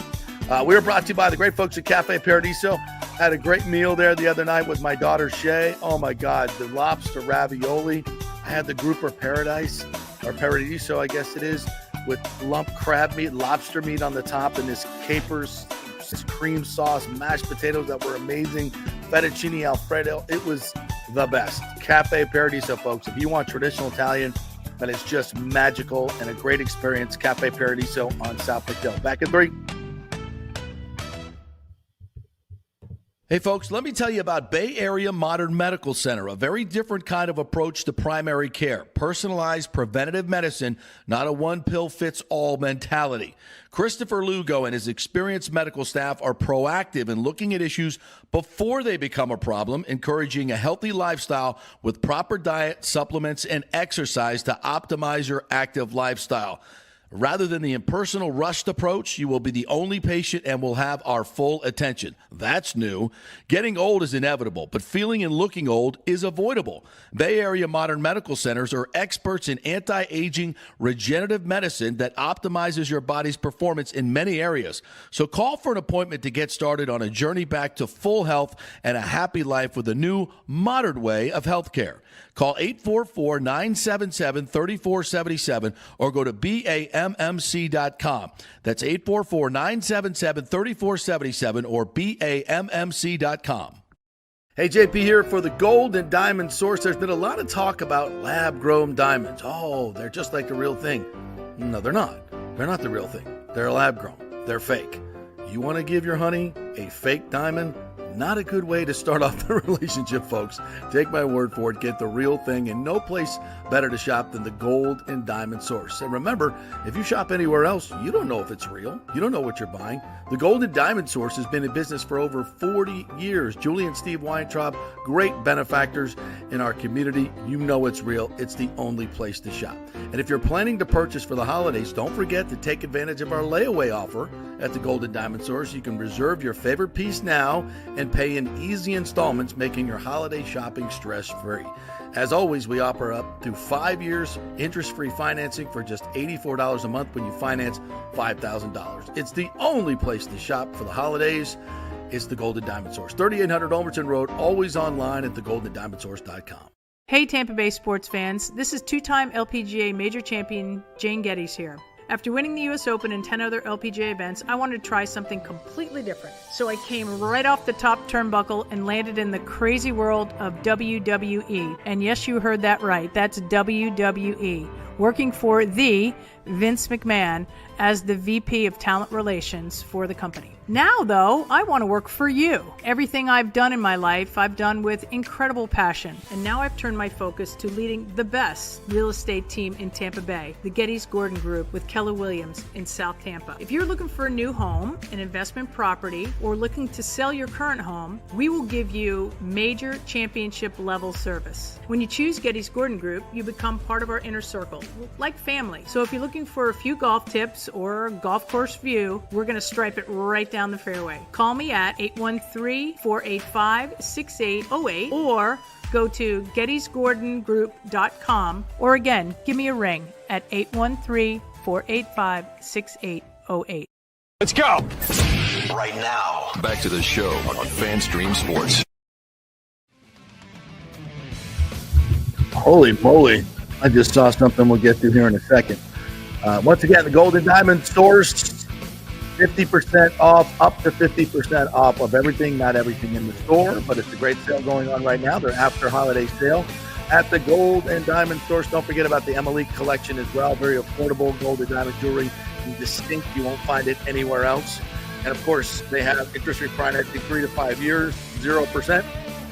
So lots of things to get there at the Gold and Diamond Source. They also have a new men's section that has all the baller watches that you'd like to see, not just one line, but everything under the sun. Great stuff. And of course, the great staff that will help you there at the Gold and Diamond Source. So look at this from Nathan Elliott. Just check my tickets for the game on Sunday. The Bucs have jacked prices up. Last year, playoff tickets were $125. This year, $370. What? Yeah. And he says, I don't have fancy seats. Mine are $332 in the front row. Are these just for his season tickets? Yeah, season ticket holder. I was trying to go see what the game is going for right now on Ticketmaster. Yeah, go check that out. Well, if the face for upper tech is $375, and by the way, I think the NFL sets these prices, not the Bucs, if I'm not mistaken. Right now, it's the cheapest ticket out there for 2 tickets is $155 a pop before fees. So basically over $200. Well, his tickets are, front row, the top deck are probably a little bit more desirable. So 375 from 125. Yeah, Literally 3 times the cost in 1 year. Yeah, NFL, what are we doing? People are going to pay it. They'll pay it. They'll pay it though. Yeah, but do you really want to force people to pay that kind of money? I get you can get it, but geez, old Pete's, man. That's why unless somebody is having me go to a game unless somebody's having me go to a game for free, I am perfectly okay in my office with my screen. I'm good. Trust me, I'm good. Wow. That's man. That's egregious. Nathan says, I am in my Buccaneers account looking at my tickets right now. Holy hell, dude. I'm going to try to find out more about that from Brian Ford because I know that and again, I don't think it's the Bucs that are setting these ticket prices. I think it's the NFL. Whew, geez, old Pete. Meets McGee says Gruden is linked to the Saints per a New Orleans reporter. He was hanging out there earlier this year, right? I think it was last year. They had a chance to bring him on as the OC if he wanted it, but I don't think he was interested. But there was a report last week from Tom Pelissero that Gruden was going to be a name to watch in the hiring cycle. And I guess we can sort of transition to that because today is Black Monday. Yeah. We've been here before as Bucs fans. It's been a little bit before we've actually been there before, but we're longer Bucs fans know what it's like. Doug Peterson gets fired this morning by the Jacksonville Jaguars, which was expected, but the move that was not expected, that is just goodness gracious. Trent Baalke, the GM of the Jacksonville Jaguars. This guy has, I don't know how many lives he has, but he continues to survive. What has he ever done? He's made terrible hires, and I'll name off the hires for you. He hired Jim Harbaugh, cool, but somehow that whole dynamic, Harbaugh was the one that was let go, and Baalke survived. Then he hired in San Francisco. Yeah. Then he hired Jim Tom Sula. Remember him? 1 year. Oh yeah. Then he hired Chip Kelly another year before both those guys were fired after 1 year. And then he makes his way to Jacksonville. His first hire is Urban Meyer. I think I'll just leave it there. Survives that, hires Doug Peterson. Doug Peterson's fired. I thought was a good hire. Yeah, and now Trent Baalke continues to have a job in the NFL, which with a terrible resume. But you know what? This is why the Jaguars. This is what they do. They have 6 winning seasons since the turn of the century. We're 25 years into that. Only they could draft the generational quarterback in Trevor Lawrence and make him just seem like he's just average at best. And give him a second contract too. And give him the second contract and pay him like an elite quarterback. $55 million, yeah. I mean, they're just a bad franchise. It's a bad franchise. That's why I'm so appreciative of what we have here and the Glazers and the way they've run this and Jason Light. I mean, and listen, the Glazers, at one point before they hired Bruce Arians, I love Jason Light, but I think he'd be the first one to say that at that point his resume would have led to a firing. It wasn't great, but one thing that Jason did in that time was admit his mistakes, and what wasn't. And by the way, he built that roster that attracted Tom Brady. So I think that even though the record wasn't where it needed to be, I think the Glazers were smart enough to see, number one, that Jason is a very genuine person, admits his mistakes, was learning, was trustworthy, had a lot of qualities that you really want in a general manager: hardworking, likable, all those different things, smart guy, all these great qualities. And although the record, and while had he been fired at that particular point, no one would have said, wow, that's unfair. The Glazers went beyond what the record and the numbers were and saw the quality of human being he is, and all those things I just mentioned kept him on. His personal relationship with Bruce Arians was key to getting him out of retirement. Bruce, being the quarterback guru and offensive mind that he was a big reason why Tom Brady came here, a huge reason, and a big reason why they won the Super Bowl. Yeah. So, kudos to Jason Light, but kudos to the Glazers for not pulling the trigger on when many would have thought that he could. Now, in these cases, Trent Baalke, what the hell are you doing, bro? It's to the point and not a good human being. Yeah, I've seen all the the guy's an a-hole. Yeah, like all the insiders, they have like their inside sources, I'm sure, with other front offices, and everybody is just absolutely floored that Trent Baalke is staying on for yet another sort of rebuild in Jackson. I mean, they've been rebuilding forever, to be fair, but a new regime, and it's not even like to me, it's like if you're going to pull the plug on everything. Don't just pull the plug on Doug Peterson, who to me now is now I just look at Doug being scapegoated for the whole operation, for the roster that Trent Baalke built. Yes, which is just simply not good enough. And the decisions he's made in free agency. You fired the wrong guy, but bad organizations. Another bad organization, the Miami Dolphins. The Miami Dolphins, and I'm not advocating for you to fire Mike McDaniel. That's not what I'm doing. But Chris Greer, he gets the vote of confidence from ownership to stay on.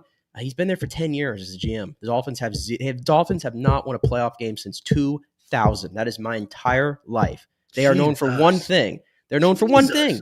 They put up big numbers in September and October when the weather's very nice and they're at the full advantage. And then you know what happens? You play November, December football. They can't win football games. Nope. They just can't win football games. And they have a quarterback that's just unfortunately very unreliable because of his injury history. And now they're going to stay with this GM. So I don't know what these organizations are doing. And a horrible decision, and this is first guessing, not second guessing, to sign Tua to that long-term contract with his injury. I mean, just a horrible decision there. And then they have a lot of me guys, Tyreek. Did you see Tyreek Hill yesterday? Yeah, exactly. Holy, I've never seen. I mean, I'm sure you see Mike Evans before. Can you see Mike Evans doing that? Literally, I mean, from 3 hours, I mean, seeing Mike and everything and watching that, and then seeing Tyreek Hill, who basically makes it sound like, and McDaniel made it sound like too, that he just straight up quit on his team, and basically said, "Yeah, I'm out. I'm going. See ya. Bye." Yeah, he's AB. He's a hell of a player, but he's 30 years old and he's got a lot of baggage on that guy. I wouldn't want him in my locker room. No, I'll just say that right now. No, character matters. The Bucs are proving that, and absolutely not. But this is what Chris Greer chases. Miami, it's funny because I do think the franchises mirror the culture of their cities. Miami is a fake LA. They're a fake football team. They have no substance. They're all hat, no cattle. I don't know what the analogy would be in Miami Beach for that, but you know what's funny about that though, JP, is Los Angeles doesn't even really mirror what they are. The Rams have the shiny head coach, but Stafford is a gritty quarterback, right? We always describe him as tough and everything. Puka Nacua and Cooper Kupp, I wouldn't tell you are the most Los Angeles type receivers in an offense. And then even if you go to the Chargers, when you bring on Jim Harbaugh, you're playing physical, run first football and all that whole thing. That won't resonate in LA. Yeah, I mean it's kind of funny. Like LA, both the LA teams aren't exactly what I would call like mirrored images of LA, but Miami has just always been like this. I mean, they chase the big name, they chase the flash, the speed, and all that kind of stuff, and it's what you get now. It's what you get. It's so good. You're so right. And that wins football games in October and September. And then the other organization that I have no idea what they're doing, and I can say this for probably the entirety of you as you've been covering the NFL, JP, is the New York Jets, who they want to interview everybody apparently. And the names that I've seen this morning as I refreshed Twitter, I mean, they absolutely floor me. Matt Nagy, Arthur Smith. I'm telling you, where do you go now? This is Bobby Slowick, like all these guys. I mean, my goodness, Bobby Slowick probably is a wild card loss away from getting fired by the Texans. Arthur Smith is absolutely terrible and was already a head coach. Matt Nagy, really? I don't care that he's connected to the Chiefs. He can stay there. He's not a head coach in this league. We've already seen how that went. I mean, they're interviewing Rex Ryan. They're interviewing Ron Rivera. Riverboat Ron gets you excited in 2025. I mean, I don't know what the Jets are doing with these. Go after real names, not these guys. These retreads. And Bill Belichick can't get a job in the NFL. I mean, it's weird times in head coach. And by the way, if the Saints want to hire John Gruden, if I'm a Bucs fan, I wouldn't be concerned. No, trying to be disrespectful. I love Gruden for what he does Gruden loves football and all that kind of stuff. He knows the game. I'm not saying that, but the to Barstool me, place is perfect for him. I just feel like his time on an NFL sideline has passed. I think that's just my take on that. I think it's past. I do too. I don't think how is he going to recruit players, free agents to come there? Like, yeah, it's crazy. And also, I mean, anybody mind you, all the stuff that happened that forced him to resign in the first place. I mean, again, you can say, oh, he got a rare, he got a raw deal. Everybody has emails like that, blah, blah. First of all, I don't write emails like that. I don't know anybody who writes emails like that. I don't write emails like that. Are there off-color jokes made? Yeah, I don't have to like them, but I'm certainly not emailing people things like that. No way. And those things will resurface, and the players will go, not sure I really want to do that. So I wish him the best. Could you imagine though if you want to just continue the what do you call it, the soap opera of the Dallas Cowboys, if they fired Mike McCarthy, or they let go or they don't re-sign Mike McCarthy rather, and then they hire John Gruden. Oh my gosh. Gruden, Cowboys, Jerry Jones. I mean, for the theater of it, I would love theater of it. Sign me up. I would love to see it. Yeah, absolutely. Bring him back. I would. He's a great personality for the league. And he's a brilliant offensive mind.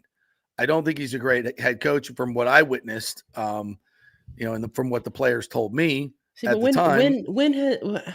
We say that all the time, brilliant offensive mind. Unless I'm missing something, how many times did the Bucs have a great offense when he was here? Bottom third of the league most of the time. If you go back and look at it, the numbers. And he had a hand, and I'm sure he had a heavy hand in personnel that were in the top 15, but for the most of the time they were not. This is a good, interesting take by Rick. If you can't make gun fingers, how will Gruden get hired? It's a good point. It's an excellent point. IndyCar Tim says, "I'll take Gruden in Dallas any day." Yes, please. You have fun with that. You have fun with that. You imagine Gruden and Jarrah? I'm telling you, for the theater of it, I would like to see it. But if the Dallas Cowboys want to, get Jarrah hires yes man, he ain't hiring Gruden. Gruden ain't going to be a yes man for anybody. That just doesn't seem like a good fit. Doesn't seem like a good fit at all. No. For me, like, give me the cameras rolling, baby. Let's go. Be fantastic. Yeah, great theater. James says maybe NFL doesn't want to pay Gruden in his lawsuit. They know a team like the Saints will hire him. So you get him to drop the lawsuit and get him a head coaching job. So what you're saying is that the NFL really wasn't taking a moral stance because when it comes to money, they'll let him back in. That sounds very NFL. I'm just thinking of as we talk about the groomers, which they just never go away. Groomers live on forever. Can you imagine groomers? We had this talk about the Glazers, That's GRU, last segment. Yeah, we had this talk about the Glazers last segment. Could you imagine if they would have caved in? Because I felt like there was a lot of public pressure on the Glazers to fire Dirk Cutter after 2017 and hire John Gruden. I mean, if I recall correctly, I felt like there was a lot of public pressure on that, especially when he went into the Ring of Honor and he was here that night against Atlanta. Yes. Yeah, bring him back. Bring back Can Gruden. You imagine where the Bucs are now? All of that would have been undone if you had hired John Gruden in 2018. Mm-hmm. Isn't it amazing how one decision or not to make that decision, how the ripple effects of that? And talk about, and one of the big reasons they didn't hire him, culture. Like, you can't build the type of culture they have now with John Gruden as your head coach. Couldn't do it, in my opinion. So great call by the Glazers and Jason Light to go get Bruce Arians in that group. It was a tremendous call. Michael LaRue says, when you point with a thumb down, you're okay, but when you point with a thumb up, it could cost you. So that's okay. That's not, just trying to make sure. This will have no effect on the world. This will save the world. This will save the world. Thumbs up. It's so stupid. It's so incredibly stupid. Tim says, I'll never miss a live presser with Gruden and Jerry present. Oh my God. There would be looks going back and forth. It would be fantastic. I'm not sure what this is. Is the Rays City Connect Stu subliminal message telling us he's going to skate on out of here? No, But his what was his Thunder Road was his theme of the year. Remember that? Thunder Road? What year was this? This year was Thunder Road was his. He always picks a Springsteen song. Yeah. And the final line in Thunder Road is, "It's a town for losers, and I'm pulling out of here to win."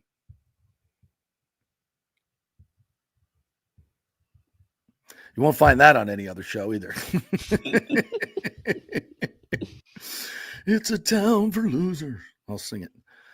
Air Cecil, not seeing you in here. Congratulations for making it in. We love you. Nagy did take Trubisky to the playoffs, and the Bears are not a well-run organization. It's a good point. Took him to the playoffs. Yeah, I guess you got a point. With Trubisky. I guess. Tyreek better keep playing. Those child support payments are no joke. Oh, man. Yeah. Ask AB about that. It's all good, threatening your general manager on the field and taking your clothes off in the middle and quitting on your team. Yeah, that's all good. It gets you lots of clicks, but it don't put any money in your bank account, brother, to pay those child supports. You can't pay those child support payments with clicks.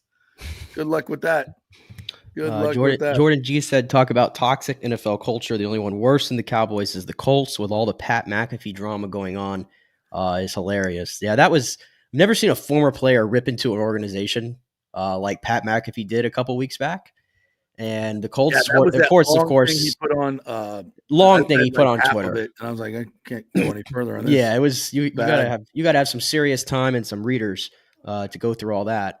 But they also, Jim Irsay expressed confidence in Shane Steichen and again another GM who probably has overstayed his welcome, and Chris Ballard, who is going to continue to orchestrate whatever they're doing in Indianapolis. I don't even know if it's a rebuild. They're just sort of like in the middle. They're just in purgatory every year. So again, problems around the league, but it makes the Bucs problems seem so minor, doesn't it? When you see some of these other teams. James says, also, I think Robert Kraft, speaking of other teams, knew at the intro press conference of Mayo that he effed up with that hire. He couldn't go another year with him. Just a horrible head coaching hire. And you wonder what goes into that.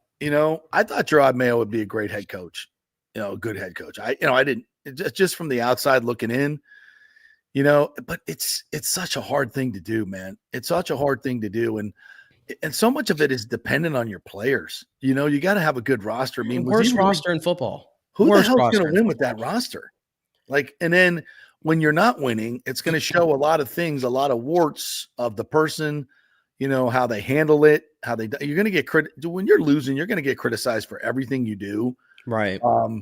It's a hard deal to handle, and you got to have some patience. I mean, firing Gerard, I don't know anything about the guy except what I see. He seemed like a pretty good dude. He was a hell of a player. He certainly was part of the culture that they wanted to recreate and knew it better than anybody. I mean, obviously got huge endorsement from Tom Brady. And Gronk seemed pretty irritated about it yesterday. It was interesting. There was a moment on the Fox postgame show where they were asking him his thoughts about Mayo. He spoke for like 30 seconds. And then really? it seemed like he was about to start going really in on the Patriots. And all of a sudden, Michael Strahan's cut him off and was like, oh, we got to go to break. We got to go to break, Rob. Sorry. They cut him off before it felt like he was really about to go in on the Patriots for this decision. And it seemed like it's been pretty unpopular amongst a lot of these guys. And of course, I mean, they played with him, right? And it felt like, Bill Belichick basically handpicked him to be his successor, right? Mm-hmm. And he takes over the worst roster in the NFL. Yes, by far. And yeah, it was a disaster. But you know what? That's what happens when you're rebuilding. It's going to be a disaster at first, but there had to have been something else that happened behind the scenes that made Robert Kraft just go, yeah, I don't think this is going to work out. And the other part of this too, I feel like Robert Kraft has always wanted Mike Vrabel to be the guy. And I just think this goes back to that friction that was there between Robert Kraft and Bill Belichick towards the end of this, is he probably let Bill say, hey, you want to pick Mayo as your successor, whatever, do it. And now Kraft is like, yeah, well, I have the right to get rid of him if I want to, because I'm the owner of this football team. That's right. Bill's gone, and I'm going to go get Mike Vrabel. And I feel like that's exactly what the Patriots are going to do. I feel like the Patriots should go completely away from the old Patriots guard and try to get some new blood, but they're going to do them. I don't listen, when you won that much, why would you want to go away from it. I would try to find somebody, and I think that's one of the reasons they hired Gerard Mayo is to recreate that culture, and with a better roster. But you can't do it with 1 year with this roster. Here's the problem: 90% of what you were doing was tied to one guy, Tom Brady, and you ain't got that guy. It's true. You know, and like you want to sit here. The more and more we go further down this road, especially with the Patriots and the fact that Bill Belichick couldn't get a job in the NFL, there's a reason for that, because he wanted full control and nobody was going to give it to him, and rightfully so. Rightfully so. He finally got someone at North Carolina, some sycophant that had lots of money, that wanted to pave the way and let him do whatever the hell he wants to do, and he'll collect the money. And maybe rehabilitate himself and win games, and maybe somebody will hire him in the NFL and he can break the record. I guess that's what the plan is. I don't know. But the bottom line is the reason you had so much success was because you had an otherworldly quarterback. It was the greatest at the 2-minute in the history of the game. And 90% of your wins, the big wins, are 2-minute. Yes, good defense, special culture, get all that. But Belichick is just, without Tom Brady, has been less than average. Mediocre is actually maybe too good of a turn. And that's just a numbers game. So go look at it. So you can recreate all you want with Vrabel and Gerard Mayo and everything else, but if you're expecting the same success because of the culture is important. I believe that, but you got to have dudes too. You got to have dudes, and their roster is awful, and they don't have Tom Brady.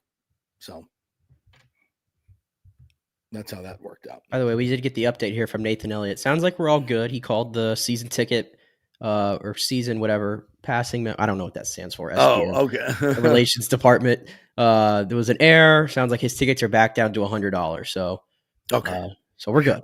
We're all good. I knew there's no way in the world the Bucs were setting ticket prices at $375. That had to be the NFL. There's no way Brian Ford would be okay with that. No way. Yeah, that was probably. Sometimes what they do is they charge you for the whole possible, like it's possible for the Bucs to have 2 home games or 3 home games. They charge you for the whole thing as a season ticket holder, and then they refund you if you don't. You have to accept this postseason package or not, and that's kind of how they do it with the Lightning. Yeah. So that's what happened. Thank God it's an error, and they're not $375 for upper. It's gonna be fun though. Because I was afraid of that. Somebody put in one of the comments was, Bucs fans won't pay that because they can't pay that, but Washington fans would. If the NFL did that, honestly, you would price out a lot of Tampa Bay season ticket holders. I don't entire upper deck. I was actually just going to make that point. I feel like playing Washington. I mean, they didn't have this problem when they played the Philly last year in the playoffs. Obviously, they were able to rectify it. But Eagles fans gave up on their team. They had lost 6 in a row, right? And I know the Commanders money, get their ass kicked. Yeah, maybe the Commanders. It's been a little bit since they've had a team like this, new ownership. Everybody's so rejuvenated in that fan base. Maybe they travel, but on first thought, I'm thinking okay, that's not going to be a team that's going to be filling up your stadium for a playoff game. I don't know about that. The Skins, the Redskins, yes, we can say that on this show. The Redskins had a huge following that did travel for a long, long time, but 25 years of Dan Snyder crushed the fan base. Yeah, that's what I'm saying. Now they're back. It's the best team they've had in a long time. And it's and by no coincidence, they're into the playoffs and Dan Snyder is gone. So how about that? How about that? Shocking development. Also, is this the what? So the Buck is just pointing this out too. The last time the Buccaneers went on a Super Bowl run, it was the wild card against the Commanders that started it. So why did you say that? You won't say it, will you? What? You won't say Redskins. You just call them the Commanders. They weren't the Commanders when we beat them 14-13. Okay, here's the thing. I write for a living, and when I write about this team, I'm right. They are the Washington Commanders.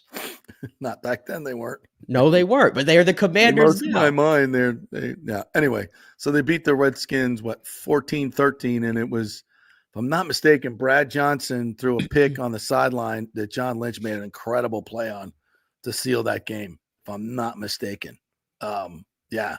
That was incredible atmosphere. Yeah, and I think they had a game. What was it? 2005 in the playoffs. Those two teams went together. I think Washington. Did Washington get him in that one? I can't remember. Yeah, Chris Sims threw a deep ball to who was it? Come on, Nathan Elliott or Paul Stewart, help me here. Who caught the ball in the end zone, and rolled over. I think in today's NFL, it would be called a catch, but the ball moved. That's just back when you hit the ground. If the ball moved a little bit, they called it no catch if the NFL wanted the other team to win it, and they wanted Washington instead of Tampa Bay to win it.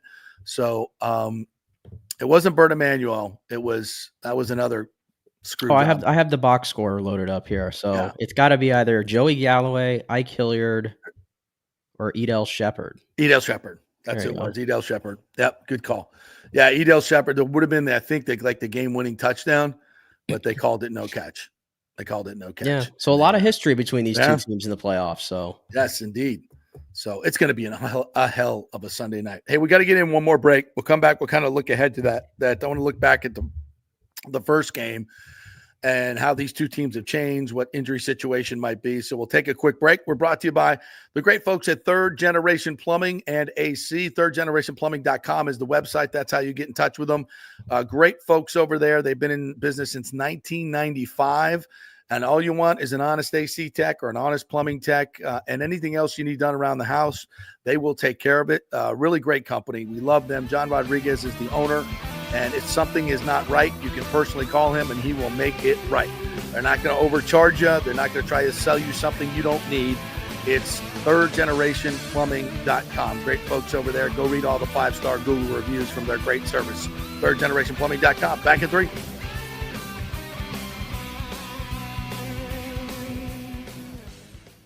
Old Hurricane Helene put a hurting on Tampa Bay, and for many of you, the rebuild will be a long process. You must beware of unscrupulous contractors offering up quick fixes for incredible prices. It's a scam.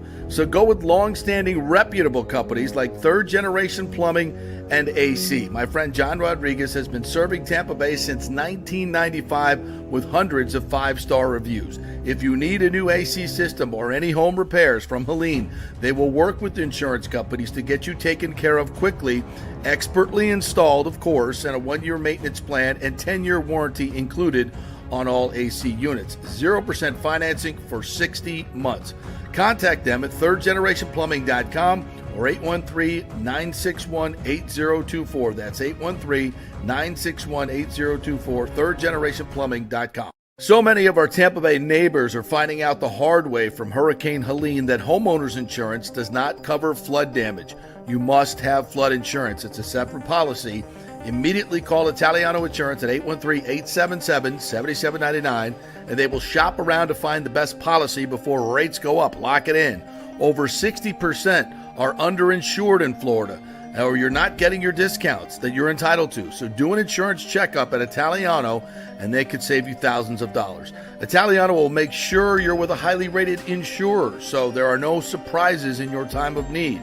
Our hearts go out to all our neighbors devastated by Helene. These are the times we're proud to protect all the pieces of your life. Italiano Insurance, 813-877-7799. Hey, it's football season, and we welcome back the Gator Report every Monday and Friday, sponsored by the Jeeves Law Group, Jeeves lawgroup.com. Just go to the website. You can contact them through there. Scott Jeeves is a tremendous, aggressive attorney and a big Gator fan, so we appreciate him supporting this show and, of course, your Florida Gators. They are local, they are trusted, and they get results. Whether it's personal injury or anything else, any law matter at all, it's the Jeeves Law Group, Jeeves lawgroup.com. Give them a call. Tell them JP sent you. Ciao, Paolo Tini here, owner of Caffè Paradiso, one of South Tampa premier traditional Italian restaurant. We were recently voted number 3 on Open Table list of Tampa Bay's top 10 restaurants. We're very proud of that because we take great care of preparing each dish by hand with homemade sauces, pastas, only the freshest local ingredients. You won't see the big institutional vendor trucks pulling up to our back door. We get our seafood from local vendors. Sometimes I even drive out to Tarpon Springs and pick out our daily catch right off those boats. So stop by and say hello. Try our traditional lasagna, the fresh veal, some of our signature dishes like capelli al granchio, that is angel hair with lump crab meat, our branzino, that is a sea bass. We're located at 4205 South McDill, and you can make a reservation on Open Table and read all the great reviews. See you soon. Ciao. Grazie. Let's go! Right now. Back to the show on FanStream Sports. All right, welcome back to the JP Peterson Show. We have breaking news here. Brought to you by the Jeeves Law Group, JEEVES Lawgroup.com. They are local, they are trusted, and they get results. Go to the website, get your free case evaluation, JeevesLawGroup.com. So we had some breaking news here. Colleen Wright of the Tampa Bay Times has just written a story basically saying that the Rays now have changed course and they want the city to repair the Trop in time for the start of the 2026 season. In a letter to St. Pete City Administrator Rob Gertis, Rays President Matt Silverman said the team had been open to considering a settlement that would buy the city out of its obligation to repair the ballpark. That was obviously December 30th. In the letter, he said the Rays now support and expect, the new letter, St. Pete to rebuild the Trop according to its current use agreement. But absent in the letter is any mention of the Rays' intentions to follow through with a massive deal to build this stadium. So the letter basically says we now expect you to repair the Trop, spend 60, 70, 80 million, whatever it's going to take to repair the Trop to get it done by 2026. But we're still not going to commit to building the stadium. Boy, that's a great team move, isn't it, for the city of St. Pete? That's really working together, isn't it?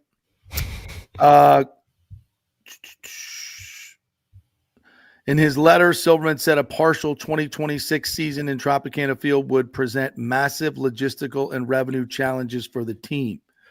It is therefore critical that the rebuild start in earnest as soon as possible, that a realistic completion schedule be developed quickly, and that the city diligently pursue the reconstruction as required by the use agreement. We look forward to a grand reopening. You know, man, oh man. So now, no, we're not going to tell you whether we're going to go through with the plan, but we want you to start spending tens of millions of dollars to repair the Trop so we can play there in 26 and 27 and then go wherever the hell we want after that. So then you can, obviously, this puts a lot of pressure on the Rays. I'm sorry, on the city to spend a lot of money that they don't want to spend. They did approve it. Event like the city council approved it, right? No, they on approved $1.7 million to basically mitigate the damages that are there and to make them worse, which is basically cover up all the stuff so it's not open to the elements, so they can, if they're going to rebuild it, they can, they don't have to spend even more money. So, and they're hiring, and that's also, the money also goes to hiring architects and design people to figure out exactly what they have to do, because it's not just the fabric roof that needs to be replaced. There some of the catwalk structures were damaged and came down. I mean, I tell you what, I'm probably the 56 million is what the original cost would be, and they have to, and this has to come out of the city's pockets because they lowered their insurance right before hurricane season. It's a disaster, and this is just designed to put more pressure on the city to probably just get out of the deal or try to get out of the deal. It aggravates the situation. It doesn't make things better. It's not working together to get things done to build towards the future. It's just more of the Rays trying to get their way and find a way to get the additional acreage and not build the stadium, which in my opinion was their ultimate goal anyway. So I speak for myself, but I'm sure I speak for a lot of Tampa Bay sports fans. I didn't need to hear from the Rays today. It's Victory Monday. The Buccaneers are going to the playoffs. You know what? You could have waited till yesterday. Tomorrow. Yeah, the Bucs are playing. The Bucs are going to the playoffs for the 5th straight year. I'm trying to enjoy this. We've had a happy show today, and then now I have to hear from the Rays on more stadium stuff after you've been off my mind for about a month at this moment. And honestly, I've been okay with it. Yeah. I've been really okay with it, to be honest with you. I didn't need to hear from you today. I'm not ready. I'm not ready for you right now, Rays. I'm not. I got a hockey team that's struggling to score goals right now. I'm focused on that. Wow. I'm focused on my football team. I don't need you right now. Yeah, this was a disastrous road trip. You lose to two bottom dwellers in San Jose and Anaheim, and lost to the Kings in between. In the game, they didn't play too poorly. I thought they played well against the Kings. Yeah, but you don't score for 58.5 minutes. Suddenly they can't score goals, which is really, really weird. 3 goals in 3 games. Yeah. How is a Tampa Bay Lightning team capable of doing that? 5 goals in 4 games, right? Yeah, come back to the But the signs were there. We talked about it last Monday coming off the big win over the Rangers. The Lightning did not play well against the Rangers in a 6-2 victory, and then they laid a stinker against the Canadiens before they went out west. So the signs are coming. I mean, it's an 82-game season. You're going to go through your stretches. I guess it's better to have it now than have it a little bit later into the season. But it's a little bit makes you uneasy because the Lightning had those games in hand and everything, and those only mean anything if you win those games. Right.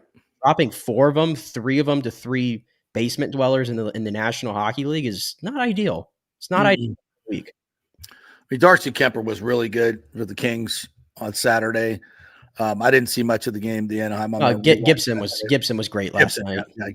Gibson. Yeah, I saw a little bit of that. Gibson was good. So that happens. You run into hot goaltenders. You know that happens. But I'm not gonna hit the panic button just yet. So they'll be fine. They were too good in December. This is kind of a regression to the mean. You run into a few hot goaltenders, this is going to happen. I don't think. This is too like in a span of 3 weeks, they had to go they had to do their Canadian loop, and then they had to go do their West Coast loop in a span of 3 weeks around the holidays. It doesn't seem like the schedule helped them out there either. Yeah. So, all right, we'll get in a little bit more of this tomorrow, but today was a great day.